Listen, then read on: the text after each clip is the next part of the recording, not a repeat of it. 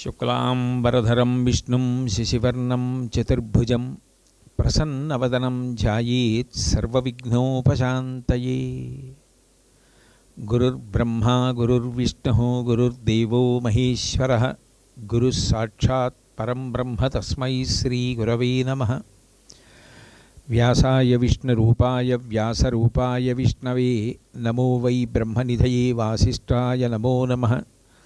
కూజంతం రామ రామేతి మధురం మధురాక్షరం ఆరుహ్య కవితాశాఖాం వందే వాల్మీకికోకిలం. శృతిస్మృతిపురాణానాం ఆలయం కరుణాలయం నమామి భగవత్పాదశంకరం లోకశంకరం. సదాశివసమారంభాం వ్యాసశంకరమధ్యమాం అస్మదాచార్యపర్యంతాం వందే గురుపరంపరాం. వాగర్ధావివ సంపృక్తౌ వాగర్ధప్రతిపత్తయే జగతః పితరౌ వందే పార్వతీ పరమేశ్వరౌ. సూక్తిం సమగ్రయతున స్వయమేవ లక్ష్మీః శ్రీరంగరాజమహిషీ మధురైకటాక్షైః. వైదగ్ధ్యవర్ణగుణగుంభనగౌరవైర్యాం కండూలకర్ణకుహరాः కవయోధయంతి.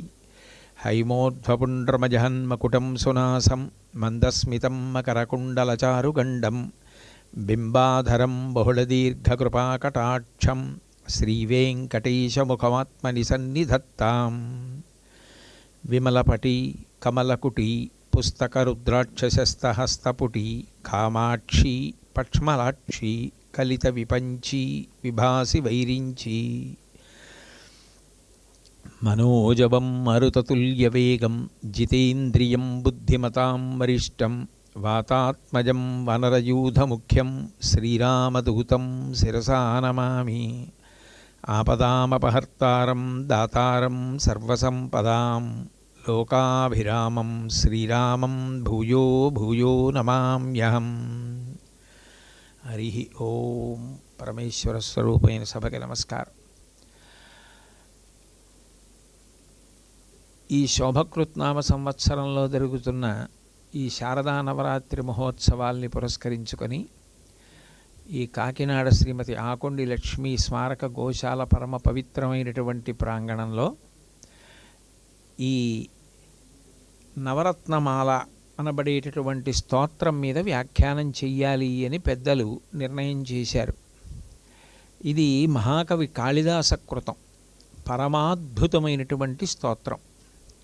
కాళిదాస మహాకవి దీనిని ఎంత గొప్పగా రచన చేశారు అంటే, ప్రతిరోజు భక్తితో ఎవరైతే ఈ స్తోత్రాన్ని చదువుకుంటున్నారో, ఎవరైతే ఈ స్తోత్రాన్ని కంఠగతం చేసుకొని దాని భావమునందు రమిస్తూ ఉంటారో అటువంటి వారందరూ కూడా సాక్షాత్తుగా వాగీశ్వర సాక్షాత్ అంటే మాట్లాడడంలో అటువంటి నైపుణ్యాన్ని పొందుతారు అని ఫలశ్రుతిగా ఆయనే చెప్పారు.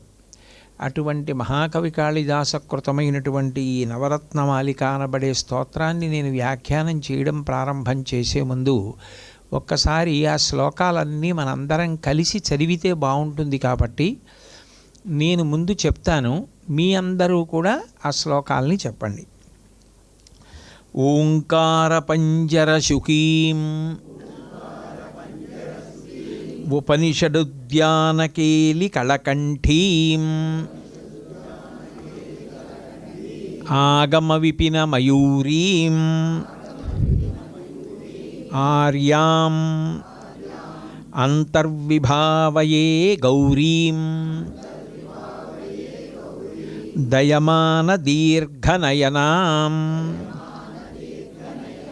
దేశిక రూపేణ దర్శితాభ్యుదయం వామకుచ నిహిత వీణాం వరదాం సంగీతమాతృకాం వందే శ్యామతనుసౌ కుమార్యాం సౌందర్యానంద సంపదున్మేషాం తరుణిమకరుణా పౌరాం మదజల కల్లోల లోచనాం వందే నఖముఖముఖరిత వీణానాదరసాస్వాద నవనవోల్లాసం ముఖమంబమోదయతు మాం ముక్తాతాటంక ముగ్ధహసితంతే సరిగమపదనిరతాం వీణాసంక్రాంతకాంతహస్తాం తాం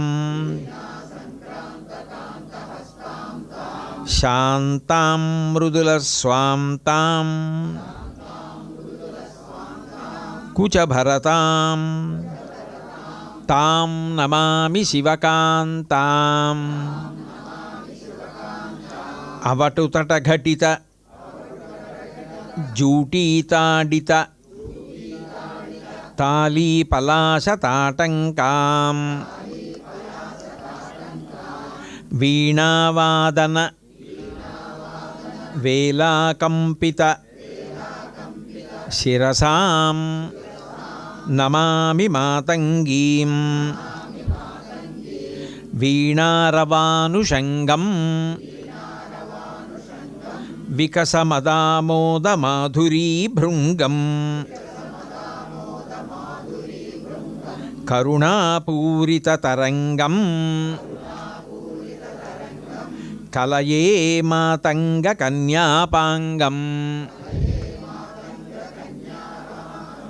మణిభంగమేచకాంగీం మాతంగీం నౌమి సిద్ధమతంగీం యవ్వనవనసారంగీం సంగీతాంభోరుహానుభవభృంగీం మేచకమాసే చనకం మిథ్యాదృష్టాంతమధ్యభాగం తం మాత స్వస్వరూపం మంగళసంగీతసౌరభం వందే నవరత్నమాల్యమేతద్రచితం మాతంగకనకాభరణం యప్పఠతి భక్తియుక్తః స భవేత్ వాగీశ్వరః సాక్షాత్.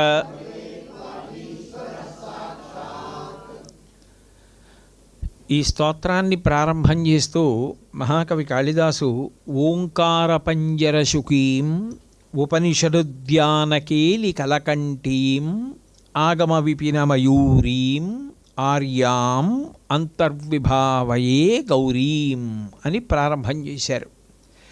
ఇందులో చెప్పబడుతున్నటువంటి అమ్మవారి యొక్క స్వరూపాన్ని మాతంగి అని పిలుస్తారు. మాతంగి, శ్యామల రెండు వేరువేరు కాదు, ఇద్దరు ఒక్కటే. అటువంటి మాతంగి స్వరూపమే శ్యామలాస్వరూపమై ఉంటుంది. శ్యామలాస్వరూపం బుద్ధికారిణి. మంచి బుద్ధి కలగాలి అన్న ఆ మంచి బుద్ధి కలిగిన కారణం చేత లోపల ఉన్న రాక్షసుల్ని దునుమాడి కామక్రోధ లోభమదమోహం మొదలైనటువంటి మాత్సర్యాది గుణములను మనం పోగొట్టుకోవాలి అంటే ఈ శ్యామలని ఉపాసన చేస్తారు. ఆవిడ బుద్ధిదాత్రి, ఆవిడ మంచి బుద్ధినిస్తుంది. అటువంటి ఈ శ్యామలా స్వరూపమే మాతంగీ స్వరూపంగా ఈ భూమి మీదకు వచ్చింది. అట్లా మాతంగీ స్వరూపంగా రావడానికి కలిగినటువంటి కారణాన్ని బ్రహ్మాండ పురాణంలో వ్యాసుల వారు వర్ణించారు. దానికి కారణం పూర్వం మతంగ మహర్షి అని ఉండేవారు. ఆ మతంగ మహర్షి యొక్క కుమారుడు మాతంగ మహర్షి. ఆ మాతంగ మహర్షి హిమవంతుడు ఇద్దరు స్నేహితులు. వాళ్ళిద్దరూ చాలా సఖ్యంగా ప్రేమగా ఉంటూ ఉండేవారు. కానీ స్నేహం అంటే సమాన ధర్మం ఉన్నప్పుడు కదూ అందంగా ఉంటుంది. ఏదో ఇద్దరూ కలిసి చదువుకోవడము, కలిసి ఉద్యోగం చేయడము, ఒకలా ప్రస్థానం చేయడము ఏదో ఉండాలి ఆ స్నేహానికి. అంతేగాని ఒకళ్ళది విశేష విభూతి అనుకోండి, ఒకళ్ళది బాగా తక్కువ విభూతి అనుకోండి, ఏమవుతుందంటే ఈయన మా స్నేహితుడండి అని చెప్పినా ఆయనకి ఏదో కొంచెం ఇబ్బందికరంగా అనిపిస్తూ ఉంటుంది. ఈయన అంటారు కానీ పాపం నేను ఆయన స్నేహితుడిని అని బయట చెప్పడం కొంచెం ఇబ్బందిగా ఉంటుందేమో. అంటే అది వినయం, ఆ ప్రేమ, ఆ గౌరవం, ఆ మంచితనం మనిషిలో అట్లా వ్యక్తం అవుతుంది. అట్లా వ్యక్తమైనప్పుడు ఏమవుతుందంటే అది అవతల వారి యందు విశేష గౌరవం ఉన్న కారణం చేత ఆ సమాన స్థాయి, ఆ స్నేహాన్ని మనసులో అంగీకరించి స్వాతంత్రం తీసుకోవడానికి కొంచెం తటపటాయిస్తూ ఉంటారు. అది తప్పు అనడానికి లేదు. అవతల వారిలో ఉన్నటువంటి చాలా ఉత్తమమైన సంస్కారవంతమైన భావన. స్నేహానికి ఏ ప్రేమ ఉండాలో, స్నేహంలో ఏ అనుబంధం ఉండాలో ఆ అనుబంధానికి లోటు లేదు, ఆ ప్రేమకి లోటు లేదు, అది ఉంది. కానీ ఆయన స్థాయికి ఆయన అలా అనడం ఆయన మంచితనమే తప్ప నేను ఆయనకి స్నేహితుడిని అని నేను ఎలా చెప్తాను? ఆయన అంటారు అతను మా స్నేహితుడండి అంటారు. కానీ ఈ రెండో ఆయన కూడా ఏం చెప్పాలి? అవునండి అతను నా స్నేహితుడు అనాలి. కానీ ఆయన ఎందుకు అనడంటే ఆయనకి మనసులో ఒక రకమైన వినయం. ఆయన అంటే అది ఆయన సంస్కారం. నేను ఆయన అనడం ఏమిటి? అది ఎలా కుదురుతుంది? ఆయన దృష్టిలో నేను స్నేహితుడిని, నా దృష్టిలో ఆయన ఒక ఉత్కృష్టమైన వ్యక్తి. ఎందుకు అంటే దానికి ఏదో కారణం. ఆయన ఈ కారణం చేత చాలా గొప్పవారు. అట్లా మాతంగ మహర్షికి హిమవంతుని యందు ఒక విశేషమైన గౌరవ భావన ఉండేది.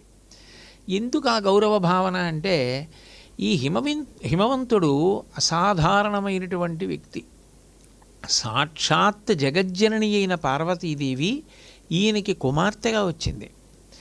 ఈయన రోజు ఆ పార్వతీదేవి యొక్క గడ్డం పట్టుకుని బతిమాలుతాడు. లోకాలకన్నిటికీ అన్నం పెట్టే అన్నపూర్ణ అయినటువంటి ఆ అమ్మవారికి గోరుముద్దలు తినిపిస్తాడు.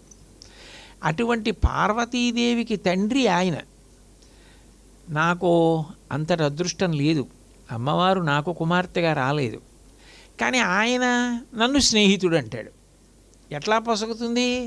అమ్మవారికి తండ్రి ఆయన, ఆయన నేను స్నేహితులమా? ఇది ఆయనకి కించిత్ మనసులో బాధగా ఉండేది. కానీ ఎప్పటికైనా నేను కూడా ఆయనలా అంతే ప్రేమతో, అంతే సంతోషంతో అవును ఆయన నేను స్నేహితులం అని చెప్పాలంటే ఆయనకి ఏ విభూతి ఉందో అది నేను కూడా పొందాలి. అది తప్పు కాదు సుమండి, అది చాలా మంచి భావన. అంటే ఆయన పొందినటువంటి ఐశ్వర్యం ఏదుందో అది నేను కూడా పొందుతాం, అసూయతో కాదు. అది తపస్సు చేత, భగవదనుగ్రహం చేత నేను కూడా పొంది ఆయనతో స్నేహితుడు అని అనిపించుకోవాలి. సమాజం అంతా కూడా అవును వాళ్ళిద్దరూ ఎంత మంచి స్నేహితులు, ఆయనని చూసి ఈయన పొందాడు అని అనుకోవాలి. మిగిలిన విషయాలు ఇద్దరికీ సమానం. కానీ ఆయనకున్న ఐశ్వర్యం అమ్మవారికి తండ్రి గారు కాబట్టి నేను కూడా అమ్మవారికి తండ్రి గారిని అవ్వాలనుకున్నాడు. అనుకుని ఆయన శ్యామలాదేవిని ఉపాసన చేశాడు. శ్యామలాదేవి అంటే మీరు లలితా సహస్రనామ స్తోత్రంలో శ్యామలాదేవి గురించి విని ఉంటారు. ఆ తల్లి బుద్ధిస్వరూపిణి. లలితాపరాభట్టారికా స్వరూపం దగ్గర ఆమె మంత్రిణీ స్వరూపంగా ఉంటుంది. అది రూపాల చేత భేదంతో అనేక రూపాలుగా చెప్పబడినా నిజానికి తత్వతః శ్యామలాదేవి శ్యామల, లలిత, కామేశ్వరి, కామాక్షి ఇవన్నీ భిన్న స్వరూపాలని చెప్పడానికి అవకాశం ఉండదు. ఒక రకమైనటువంటి అనుగ్రహాన్ని వర్షిస్తారు. మీరు అందుకే రాజశ్యామల యొక్క మూర్తిని చూస్తే, శ్యామలాదేవి మూర్తిని, మాతంగీ మూర్తిని చూస్తే మీకు అందులో అమ్మవారు 6 చేతులతో కనపడుతుంది. 4 చేతులలో లలితాపరాభట్టారిక కామాక్షి స్వరూపం ఏది పట్టుకుంటుందో అవే పట్టుకుంటుంది. చెరుకు విల్లు, పుష్పబాణాలు, అట్లాగే ఒక చేతిలో పాశం, ఒక చేతిలో అంకుశం, అప్పటికి 4. 2 చేతులలో ఒకటి వరదముద్ర, ఒకటి తత్వముద్ర. ఈ 2 చేతులు కూడా వీణ మీద ఆంచపడి ఉండి 2 చేతుల మీద చిలుకలు కూర్చుని ఉంటాయి. అది విశేషం. 2 చేతుల మీద చిలుకలు ఉంటాయి. ఎక్కడెక్కడ శ్యామలా స్వరూపం ఉన్నా అక్కడక్కడ చిలుక ఉంటుంది. ఆవిడ సైన్యం అంతా కూడా మృదంగాలు వీణలు పట్టుకుని చిలుకలు భుజాల మీద వాలి వెడుతూ ఉంటారు. అంటే ఆ ప్రసన్నత్వం, అసలు మంచి బుద్ధి కలగాలంటే ఏమిటి ఉండాలి? ఆ బుద్ధి అల్లకల్లోలం అయిపోయి అది ఆటుపోట్లకు గురైపోయి అశాంతికి గురైపోకుండా ఉండాలి. అది ముందు ప్రశాంతంగా ఉన్నాడనుకోండి ఆయన, అప్పుడు ఆయన బుద్ధి బాగా పనిచేస్తుంది. ఆయనకి మీరు అశాంతి కల్పించారనుకోండి, అప్పుడు ఆయన బుద్ధి ప్రశాంతంగా పని చేయడానికి అవకాశం ఎక్కడుంటుంది? ఉండదు.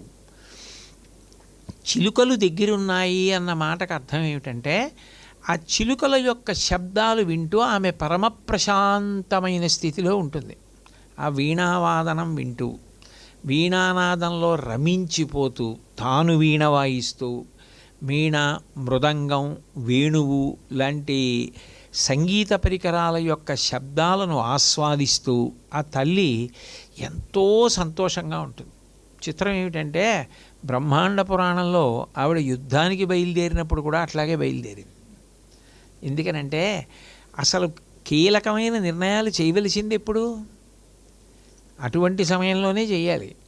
అటువంటి సమయంలో ఆవిడ ఒత్తిడికి గురైపోతే మిగిలిన వాళ్ళు ఒత్తిడికి గురైనా పర్వాలేదు, నడిపించవలసిన వాడే ఒత్తిడికి గురైతే, అందుకని ఆవిడ ఒత్తిడికి గురి కాకుండా ఉండడానికి ఏం చేస్తుందంటే సంగీతోపాసన చేస్తూ ఉంటుంది. అది పరమ ప్రశాంతమైన స్థితిలో ఉంటుంది. శాంతాం మృదుల స్వాంతాం అంటారు కదా కాళిదాస మహాకవి. అంతటి ప్రశాంత స్థితిలో ఉంటుంది. ఉండి ఆమె తన కార్యాన్ని చక్కబెడుతూ ఉంటుంది. మీరు ఇప్పటికీ కూడా చూడండి, సమాజంలో చాలా ఒత్తిడితో పనిచేసేటటువంటి వాళ్ళు ఉంటారు. బాగా ఒత్తిడితో పనిచేసే వైద్యులు, రోజుకి అనేక శస్త్రచికిత్సలు చేసేవాళ్ళు ఉంటారు. హృద్రోగంతో ఉన్న వాళ్ళకి గుండె సంబంధమైన శస్త్రచికిత్సలు చేయడం, అలాగే గర్భిణీ స్త్రీలకు సంబంధించిన శస్త్రచికిత్సలు చేయడం, ఇటువంటివి చేసేవారు ప్రశాంతపడడానికి, ఏ విధమైనటువంటి ఒత్తిడికి గురి కాకుండా ఉండడం కోసం. ఎందుకనంటే అవతల రోగి పరిస్థితిని బట్టి నిజానికి వైద్యుడి యందు కూడా ఒత్తిడి కలుగుతుంది. ఆ ఒత్తిడి తగ్గించుకోవడానికి ఏం చేస్తారంటే మంచి సంగీతం వినడం, వాళ్ళు కూడా వీణ వాయించడం, వాళ్ళు కూడా పాట పాడుకోవడం లాంటివి చేస్తారు. సంగీతం ఏం చేస్తూ ఉంటుంది అంటే ఎప్పటికప్పుడే ఒత్తిడిని తగ్గించేస్తూ ఉంటుంది. ఒత్తిడి ఎంత తగ్గిపోతే అంత ప్రశాంతమైనటువంటి నిర్ణయాన్ని, చాలా మంచి నిర్ణయాలను చెయ్యగలుగుతాడు. బుద్ధి చాలా చక్కగా పనిచేస్తుంది. అందుకని ఆ తల్లి ఎప్పుడూ కూడా సంగీతోపాసన చేస్తుంది. అటువంటి శ్యామలాదేవి లలితాపరాభట్టారికా స్వరూపం కన్నా అభిన్నం. అటువంటి శ్యామలాదేవిని ఉపాసన చేశాడు మాతంగ మహర్షి. ఆవిడ ప్రత్యక్షమైంది. నీకేం కావాలి అని అడిగింది. అడిగితే హిమవంతుడికి పార్వతీదేవి కుమార్తెగా వచ్చింది, నువ్వు నాకు కుమార్తెగా రావాలి అని అడిగాడు. ఆవిడ ఆయన మంచితనాన్ని, మనసులో హిమవంతుడి పట్ల ఉన్న సుహృద్భావాన్ని, హిమవంతుడు పొందిన ఐశ్వర్యాన్ని తాను కూడా పొందాలనేటటువంటి సద్బుద్ధిని గమనించి చాలా ప్రహృష్టమైంది ఆవిడ. నేను తప్పకుండా నీ కడుపున కుమార్తెగా వస్తానని ఆ మతంగ మహర్షికి కుమార్తెగా వచ్చింది. ఆ వచ్చిన కారణం చేత ఆవిడికి మాతంగి అని ఒక పేరు వచ్చింది. ఆమెయే శ్యామల. అటువంటి శ్యామలా స్వరూపం లఘుశ్యామల, శుకశ్యామల, శారికాశ్యామల, వీణాశ్యామల, రాజశ్యామల, వేణుశ్యామల అని 6 విధాలుగా ఉంటుంది. 6 విధాలైన రూపాలతో అదే శ్యామల ప్రకాశిస్తూ ఉంటుంది. అయితే ఇందులో లఘుశ్యామల మాతంగి. లఘుశ్యామల అన్న మాటలోనే మీకు అర్థం తెలుస్తోంది కదా. పెద్దమ్మగారు చిన్నమ్మగారు అంటుంటారు కదా తల్లిని కూతుర్ని. అట్లా పెద్దమ్మగారు శ్యామల, లఘుశ్యామల చిన్నమ్మగారు మాతంగి.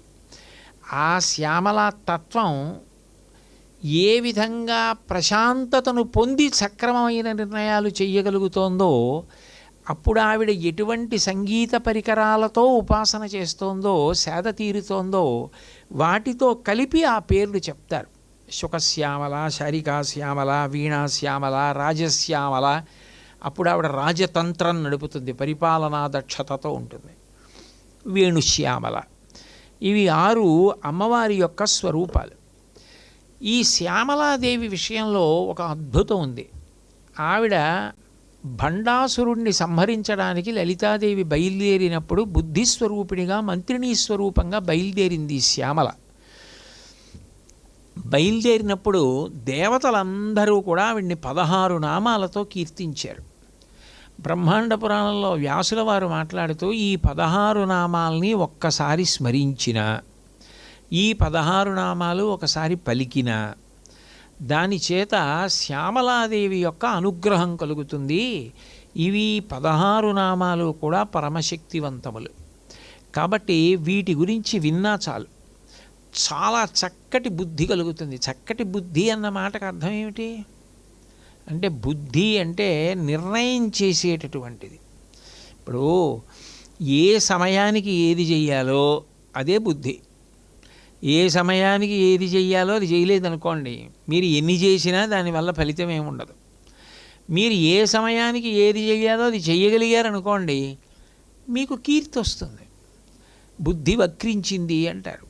బుద్ధి వక్రించింది అంటే ఆ సమయానికి రావలసిన ఆలోచన ఆ సమయానికి చేసుకోవలసిన నిర్ణయం చేసుకోలేదు. ఇక మీరు వెనక్కి తీయలేరుగా. మీరు వెనక్కి తీయడం ఎలా సాధ్యమవుతుంది? కాలాన్ని వెనక్కి తిప్పలేరు. ఇక మీరు వెనక్కి తిప్పలేరు కాబట్టి అది మీరు చేసి పేరు తెచ్చుకోవలసింది, చెయ్యక అపకీర్తి తెచ్చుకుంటారంతే.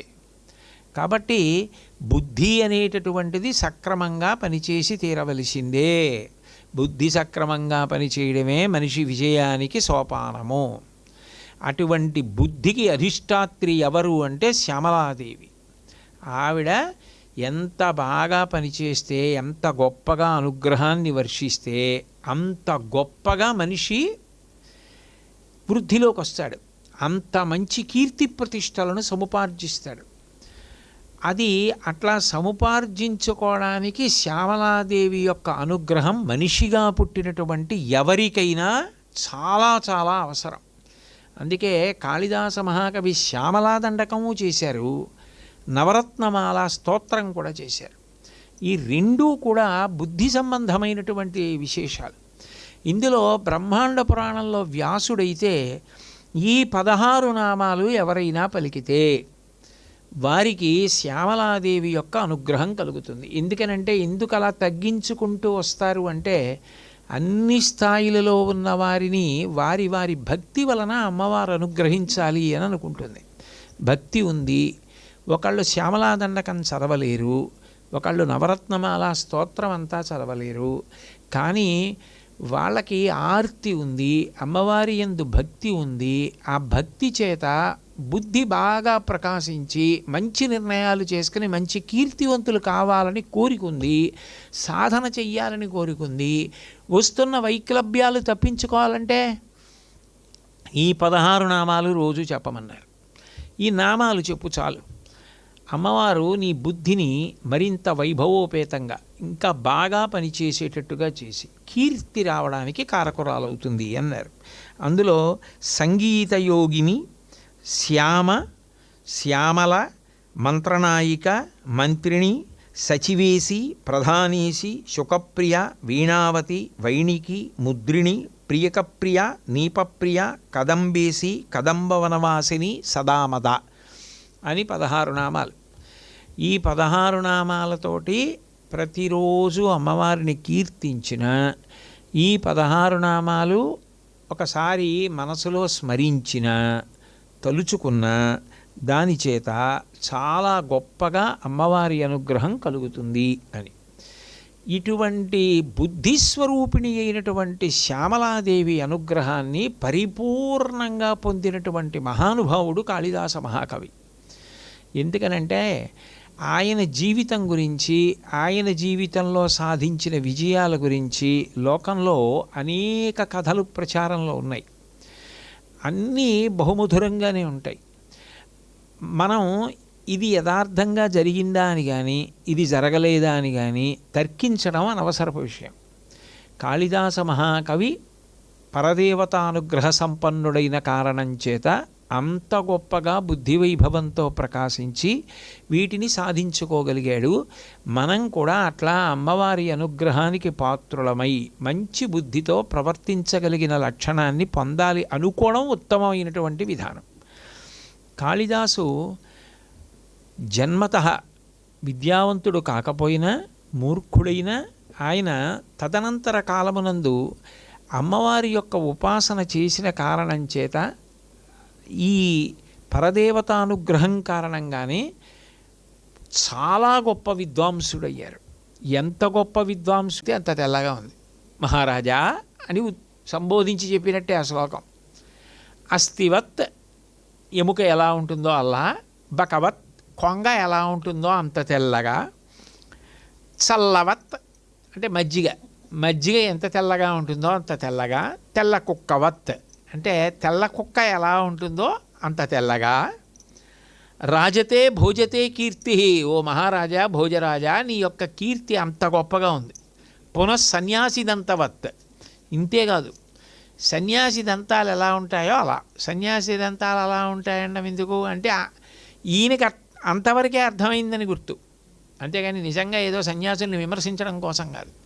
సన్యాసి అంటే ఆయన దృష్టిలో ఏమిటంటే ఏ పని ఉండదు కదా, గృహస్థులా ఏవో పనులు చేసుకోక్కర్లేదు, చాలాసేపు పళ్ళు తోముకుంటాడు ఆయన, అందుకని ఆయన పళ్ళు తెల్లగా ఉంటాయి. అందుకని పునఃసన్యాసిదంతవత్ అని అంటే అంత తక్కువ తెలుసున్నవాడు అని ఏకసంధాగ్రహ అనుకోవాలని అలా ప్రయోగించాడు తప్ప ఏదో సన్యాసులను అవమానించాలని ఈ శ్లోకం యొక్క ఉద్దేశం అని విపరీతార్థాలు కల్పించమని కాదు. కాబట్టి ఈ మాటలు చెప్పాడు. చెప్తే ఏకసంతాగ్రాహికి చాలా సంతోషం కలిగింది. ఈయన్ని రేపు తప్పకుండా తీసుకెళ్ళాలి మనం రాజుగారి దగ్గరికి. వెళ్ళినప్పుడు రాజుగారి కీర్తిని పొగుడుతూ ఈ శ్లోకం చెప్పమంటే రాజుకి సహజంగా చాలా ఆగ్రహం కలుగుతుంది. ఎముకతోటి, తెల్ల కుక్కతోటి, మజ్జిగతోటి, కొంగతోటి, సన్యాసి దంతాలతోటి రాజుగారి కీర్తిని పోలిస్తే రాజుకి అవమానంగా ఉండదా?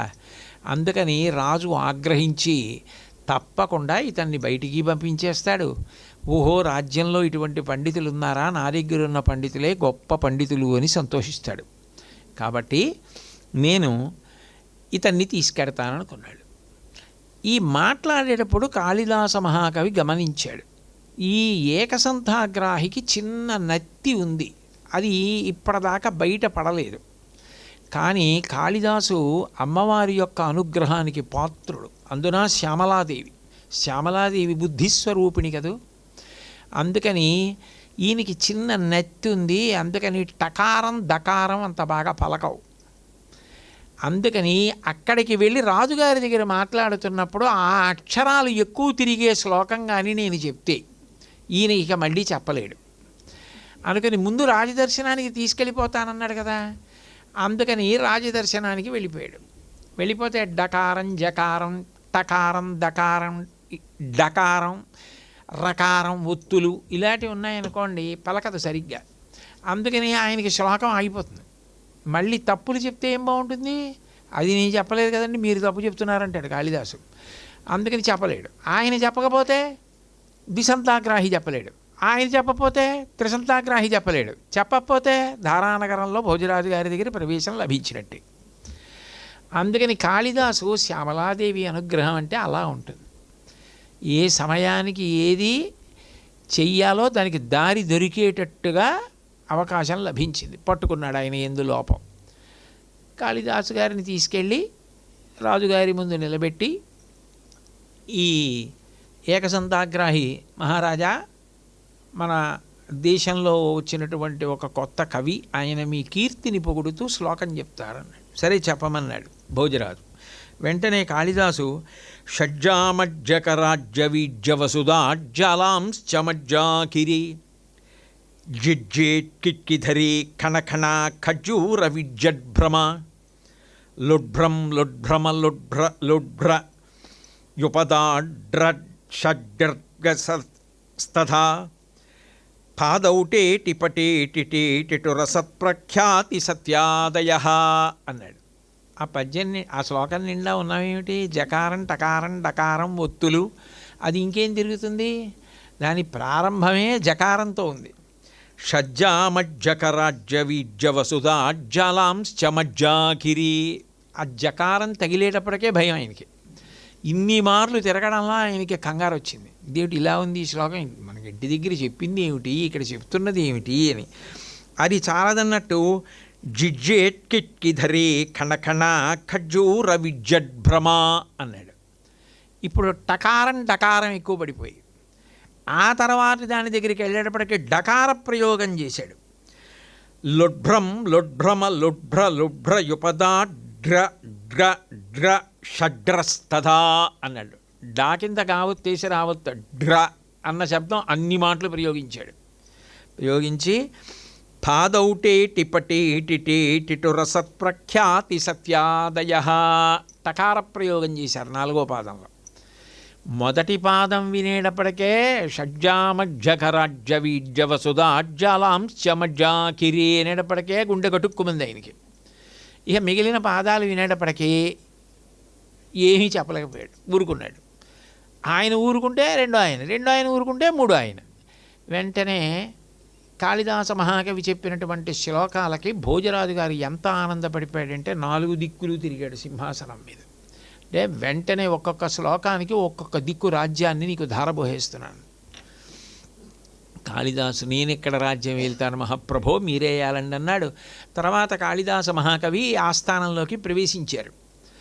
ఆయనది సాక్షాత్ అమ్మవారి స్వరూపం. అంటే అమ్మవారి అనుగ్రహం ఆయన యందు అంత పరిపుష్టంగా ఉండేది. అందుకని ఆ అమ్మవారి యొక్క అనుగ్రహ ప్రభావం చేత ఆయన ఎప్పుడు ఎక్కడ ఏం జరుగుతోందో, దేని మీద ఎటువంటి నిర్ణయం చెయ్యాలో తన బుద్ధి వైభవం చేత అంత బాగా చేసేవారు. అంత గొప్ప గొప్ప శ్లోకాలు రచన చేశారు ఆయన. ఒకప్పుడు కాళిదాస మహాకవి భోజరాజు గారి దగ్గర ఇంత కీర్తి ప్రతిష్టలు సంపాదించి విశేషమైన ప్రఖ్యాతి గణించి ఉండడం చూసినటువంటి మిగిలిన పండితులు అసూయ పెంచుకున్నారు. ఎట్లాగైనా భోజరాజు గారి దగ్గర కాళిదాసు గారికి అప్రతిష్ట తేవాలి. అప్రతిష్ట తెచ్చి భోజరాజుని కాళిదాసుని ఒకరి నుంచి ఒకరిని దూరం చేసేస్తే తప్ప మనం ఈ కాళిదాసుని గెలవడం సాధ్యం కాదు. అందుకని ముందు భోజరాజు గారి దగ్గర కాళిదాసుకి అప్రతిష్ట రావాలంటే ఏం చెయ్యాలని ఆలోచించారు. ఆలోచించి కాళిదాసు చేపలు తింటున్నాడని, ఏదో మిగిలినవి అనేక వ్యసనాలు ఆయనకి ఏర్పడ్డాయని భోజరాజు గారి దగ్గర చెప్పారు. భోజరాజు గారు అన్నాడు, మీరన్నీ చెప్పారు బాగానే ఉంది, కానీ నేను శిక్షించాలంటే సాక్ష్యం ఉండాలి కదా. ఆయన చేపలు కూడా తినేస్తున్నాడు ఈ మధ్య అంటున్నారు కదా మీరు, మిగిలినవంటే పట్టుకోవడం చాలా కష్టం కావచ్చేమో. చేపలు తినేవాడు ఎప్పుడో అప్పుడు చేపలు పట్టుకెడతాడు కదా, దుకాణం దగ్గర నుంచి తీసుకెళ్ళాలి కదా, ఇంట్లో వండుకోవాలి కదా, వాసన వస్తుంది కదా. కాబట్టి కాళిదాస మహాకవి చేపలు పట్టుకెడుతున్నప్పుడు వండుకుంటున్నప్పుడు నాకు వచ్చి చెప్పండి, నేను ఆయనని దోషభూయిష్టంగా ఉన్నప్పుడు పట్టుకుని శిక్షిస్తానన్నాడు. కానీ కాళిదాసు చేపలు కొనేది ఇప్పుడు, వీళ్ళు పట్టుకునేది ఇప్పుడు, రాజుకి చెప్పేది ఇప్పుడు. కానీ ఈ విషయం కాళిదాస మహాకవికి తెలిసింది. తెలిసి అసూయ అన్నది అత్యంత ప్రమాదకరమైంది. ఈ పండితులకు ఉన్న అసూయ పోగొట్టాలి, తాను ఏ జగజ్జనని యొక్క అనుగ్రహ విశేషం చేత ప్రకాశిస్తున్నాడో వాళ్ళకి తెలియాలనుకున్నారు. కావాలని చేపలు అమ్మే దుకాణాలు ఉన్న ప్రదేశానికి వెళ్ళి బాగా పెద్ద పెద్ద తోకలున్నటువంటి చేపలు కొన్ని కొనుక్కున్నాడు ఆయన. కొనుక్కొని వాటిని ఆ చంకలో పెట్టుకుని బయలుదేరి వెడుతున్నాడు. ఎక్కడ రాజవీధిలో వెడుతుంటే ఈ పండితులు చూశారు. అయ్య బాబోయ్, ఇంకా మనం ఎప్పుడో వెతుకుదాం అనుకున్న నిజంగా చేపలు కొన్నాడు. కొని చేపలు పైగా అవి ఇంకా కొద్దిగా ప్రాణంతో ఉన్నాయి, తోకలు ఊపుతున్నాయి, అవి నీళ్లు గారుతున్నాయి, అందులోంచి దుర్గంధం వస్తోంది. సంకలో పెట్టుకుని ఎడుతున్నాడని మళ్ళీ మనం ఏమైనా చెప్తే చాలా బుద్ధిశాలి తప్పుకుంటాడని గబగబా కాళిదాసు గారి దగ్గరికి వెళ్ళి మీరు ఎలా ఉన్నారో అలాగే రాజుగారు రమ్మన్నారు. అందుకని ఇవన్నీ ఏవో ఇంట్లో పెట్టడాలు అవి కుదరదు, మీరు ఉత్తర క్షణం రాజుగారి దర్శనానికి వచ్చేయాలని ఆ చేపలతోటే ఆయన తీసుకుపోయారు అంతఃపురానికి. ఆయన అంత ధైర్యంగానూ వెళ్ళిపోయాడు. భోజరాజు గారు వచ్చాడు. లోపలికి వెళ్ళి చెప్పారు, అయ్యా సాక్ష్యంతో దొరికాడు, తొందరగా రండి, మళ్ళీ ఎటో జారిపోయాడంటే ఇబ్బంది అని. భోజరాజు గారు వచ్చారు. వచ్చి ఆయన చూశారు, కాళిదాసు చంకలో చేపలు ఉన్నాయని చూసి కక్షేకిం అన్నారు ఆయన. ఏమి కాళిదాస మహాకవి, నీ చంకలో ఏమున్నాయి అన్నారు. అంటే కాళిదాసు అన్నాడు, పుస్తకం అన్నాడు. పుస్తకం ఉంది అన్నాడు. ఓహో పుస్తకం ఉందా, కిముదకం అన్నాడు భోజరాజు. ఏమిటి అందులోంచి నీళ్లు గారుతున్నాయి ఏమిటి మరి పుస్తకం అయితే అన్నాడు. అంటే కావ్యార్థ సారోదకం, అది చాలా గొప్ప కావ్యం, దాని యొక్క సారం కారుతోంది, అవి నీళ్లు, మీకు నీళ్ళలా కనపడుతోంది, అది సారం అన్నాడు. అంటే భోజరాజు సంతోషించి గంధం కిం, మరి ఆ వాసన ఏమిటి అన్నాడు. అంటే కాళిదాసు అన్నాడు, ఘన రామరావణ మహాసంగ్రామ రంగోద్భవ, రామరావణుల యొక్క యుద్ధం జరిగిన సన్నివేశం వల్ల పైకి రేగిన ధూళిలోంచి వస్తున్న వాసనది అన్నాడు. అంటే ఆయన అన్నాడు, పుచ్చంకిం, మరి పుస్తకం అంటున్నావు కదా, తోకుంది ఏమిటి దానికి అన్నాడు. అంటే ఈయన అన్నాడు, ఘన తాళపత్ర లిఖితం, అది చాలా పెద్ద తాళపత్ర గ్రంథం లేండి, అందుకని తోకలా కనపడుతోంది మీకు అన్నాడు.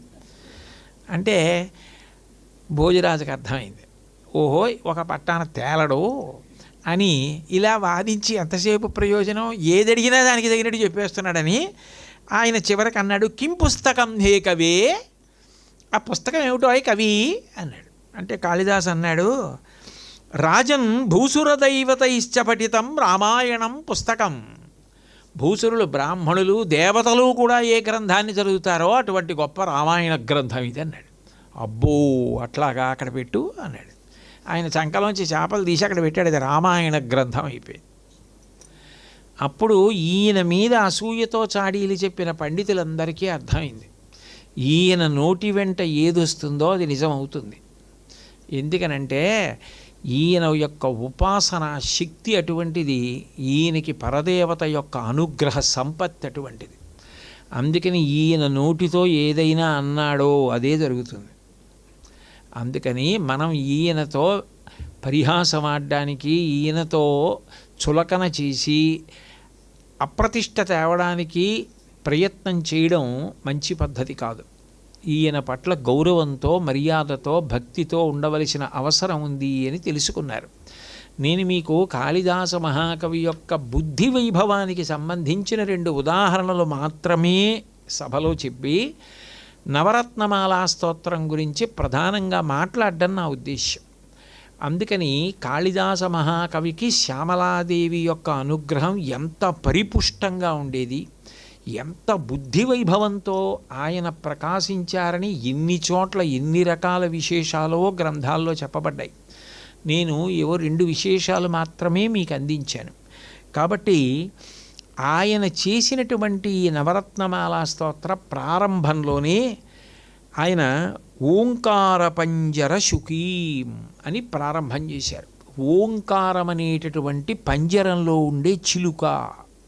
మొట్టమొదటి ఈ శ్లోకాన్ని మీరు పరిశీలిస్తే ఈ శ్లోకం అంతా పక్షులకు సంబంధించిన విశేషంతో ఉంటుంది.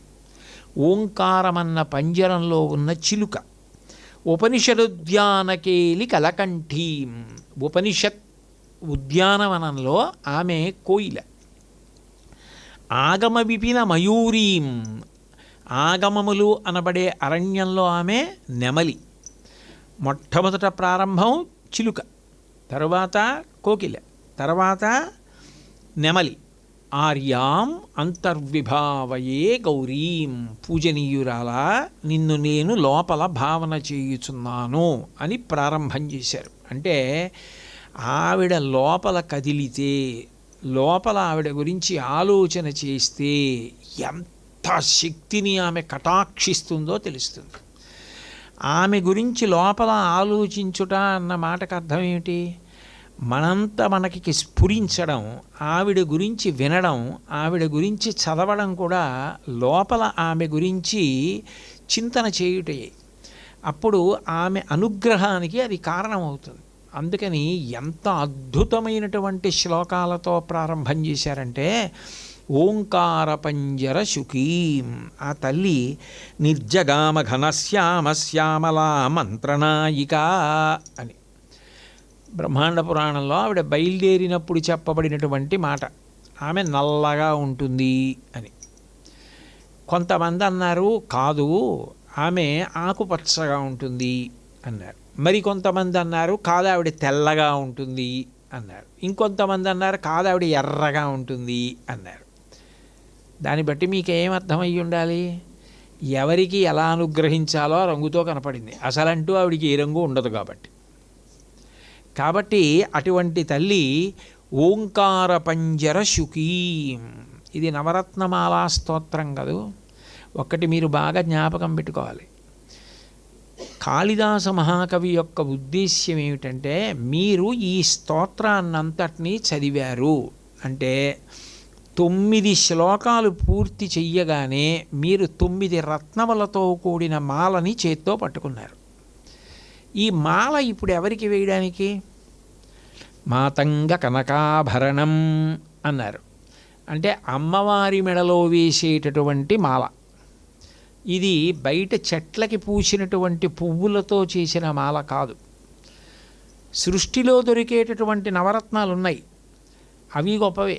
వజ్రము, వైఢూర్యము, గోమేధికము, పుష్యరాగము, మరకతము, మాణిక్యము, అప్పటికారు, అట్లాగే నీలము, ప్రవాళము, ముత్యము, ఈ 9 కలిపి నవరత్నాలు అంటారు. రత్నము అంటేనే మనసును రమింపచేయునది అని, బాగా ఆనంద పెడుతుంది, స్వజాతియందు ఉత్కృష్టమైనది. ఇక దానికన్నా గొప్పది లేదు అంటే రత్నం అంటారు. ఇది 9 రత్నాల మాల. అంటే ఒక్కొక్క శ్లోకం ఒక్కొక్క రత్నం.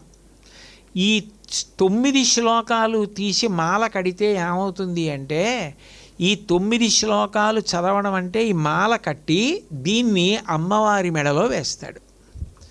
అంటే ఈ 9 శ్లోకాల మాల ఎవడు అమ్మవారి మెడలో వేశాడో వాడేమవుతాడు అంటే వాగీశ్వర సాక్షాత్. ఆయన వాక్కులు అంత శక్తివంతమవుతాయి. వాక్కు శక్తివంతం అవ్వాలంటే బుద్ధి అంత శక్తివంతం కావాలి. అంటే ఆయన నోటి నుంచి ఏది వచ్చిందో అది నిజమైపోతుంది. కాబట్టి వాగీశ్వర సాక్షాత్ అంత శక్తివంతమైనటువంటి స్తోత్రాన్ని నేను మీకు అందిస్తున్నాను. దాన్ని ప్రారంభం చేస్తూనే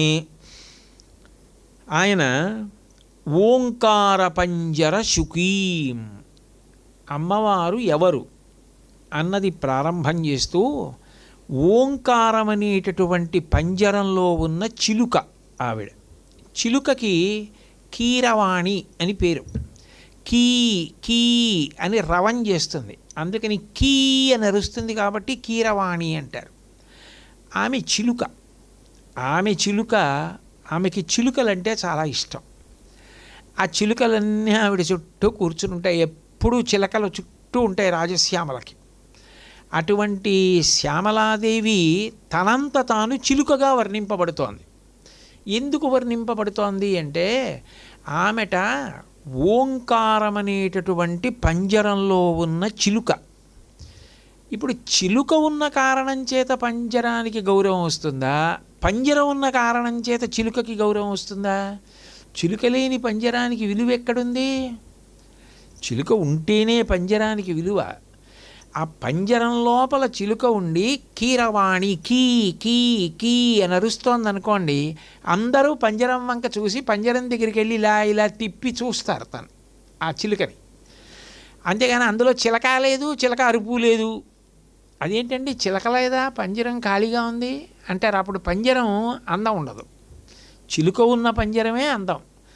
అసలు నిజానికి ఆ పంజరం లోపల చిలక ఉంది, ఆ చిలక అమ్మవారు.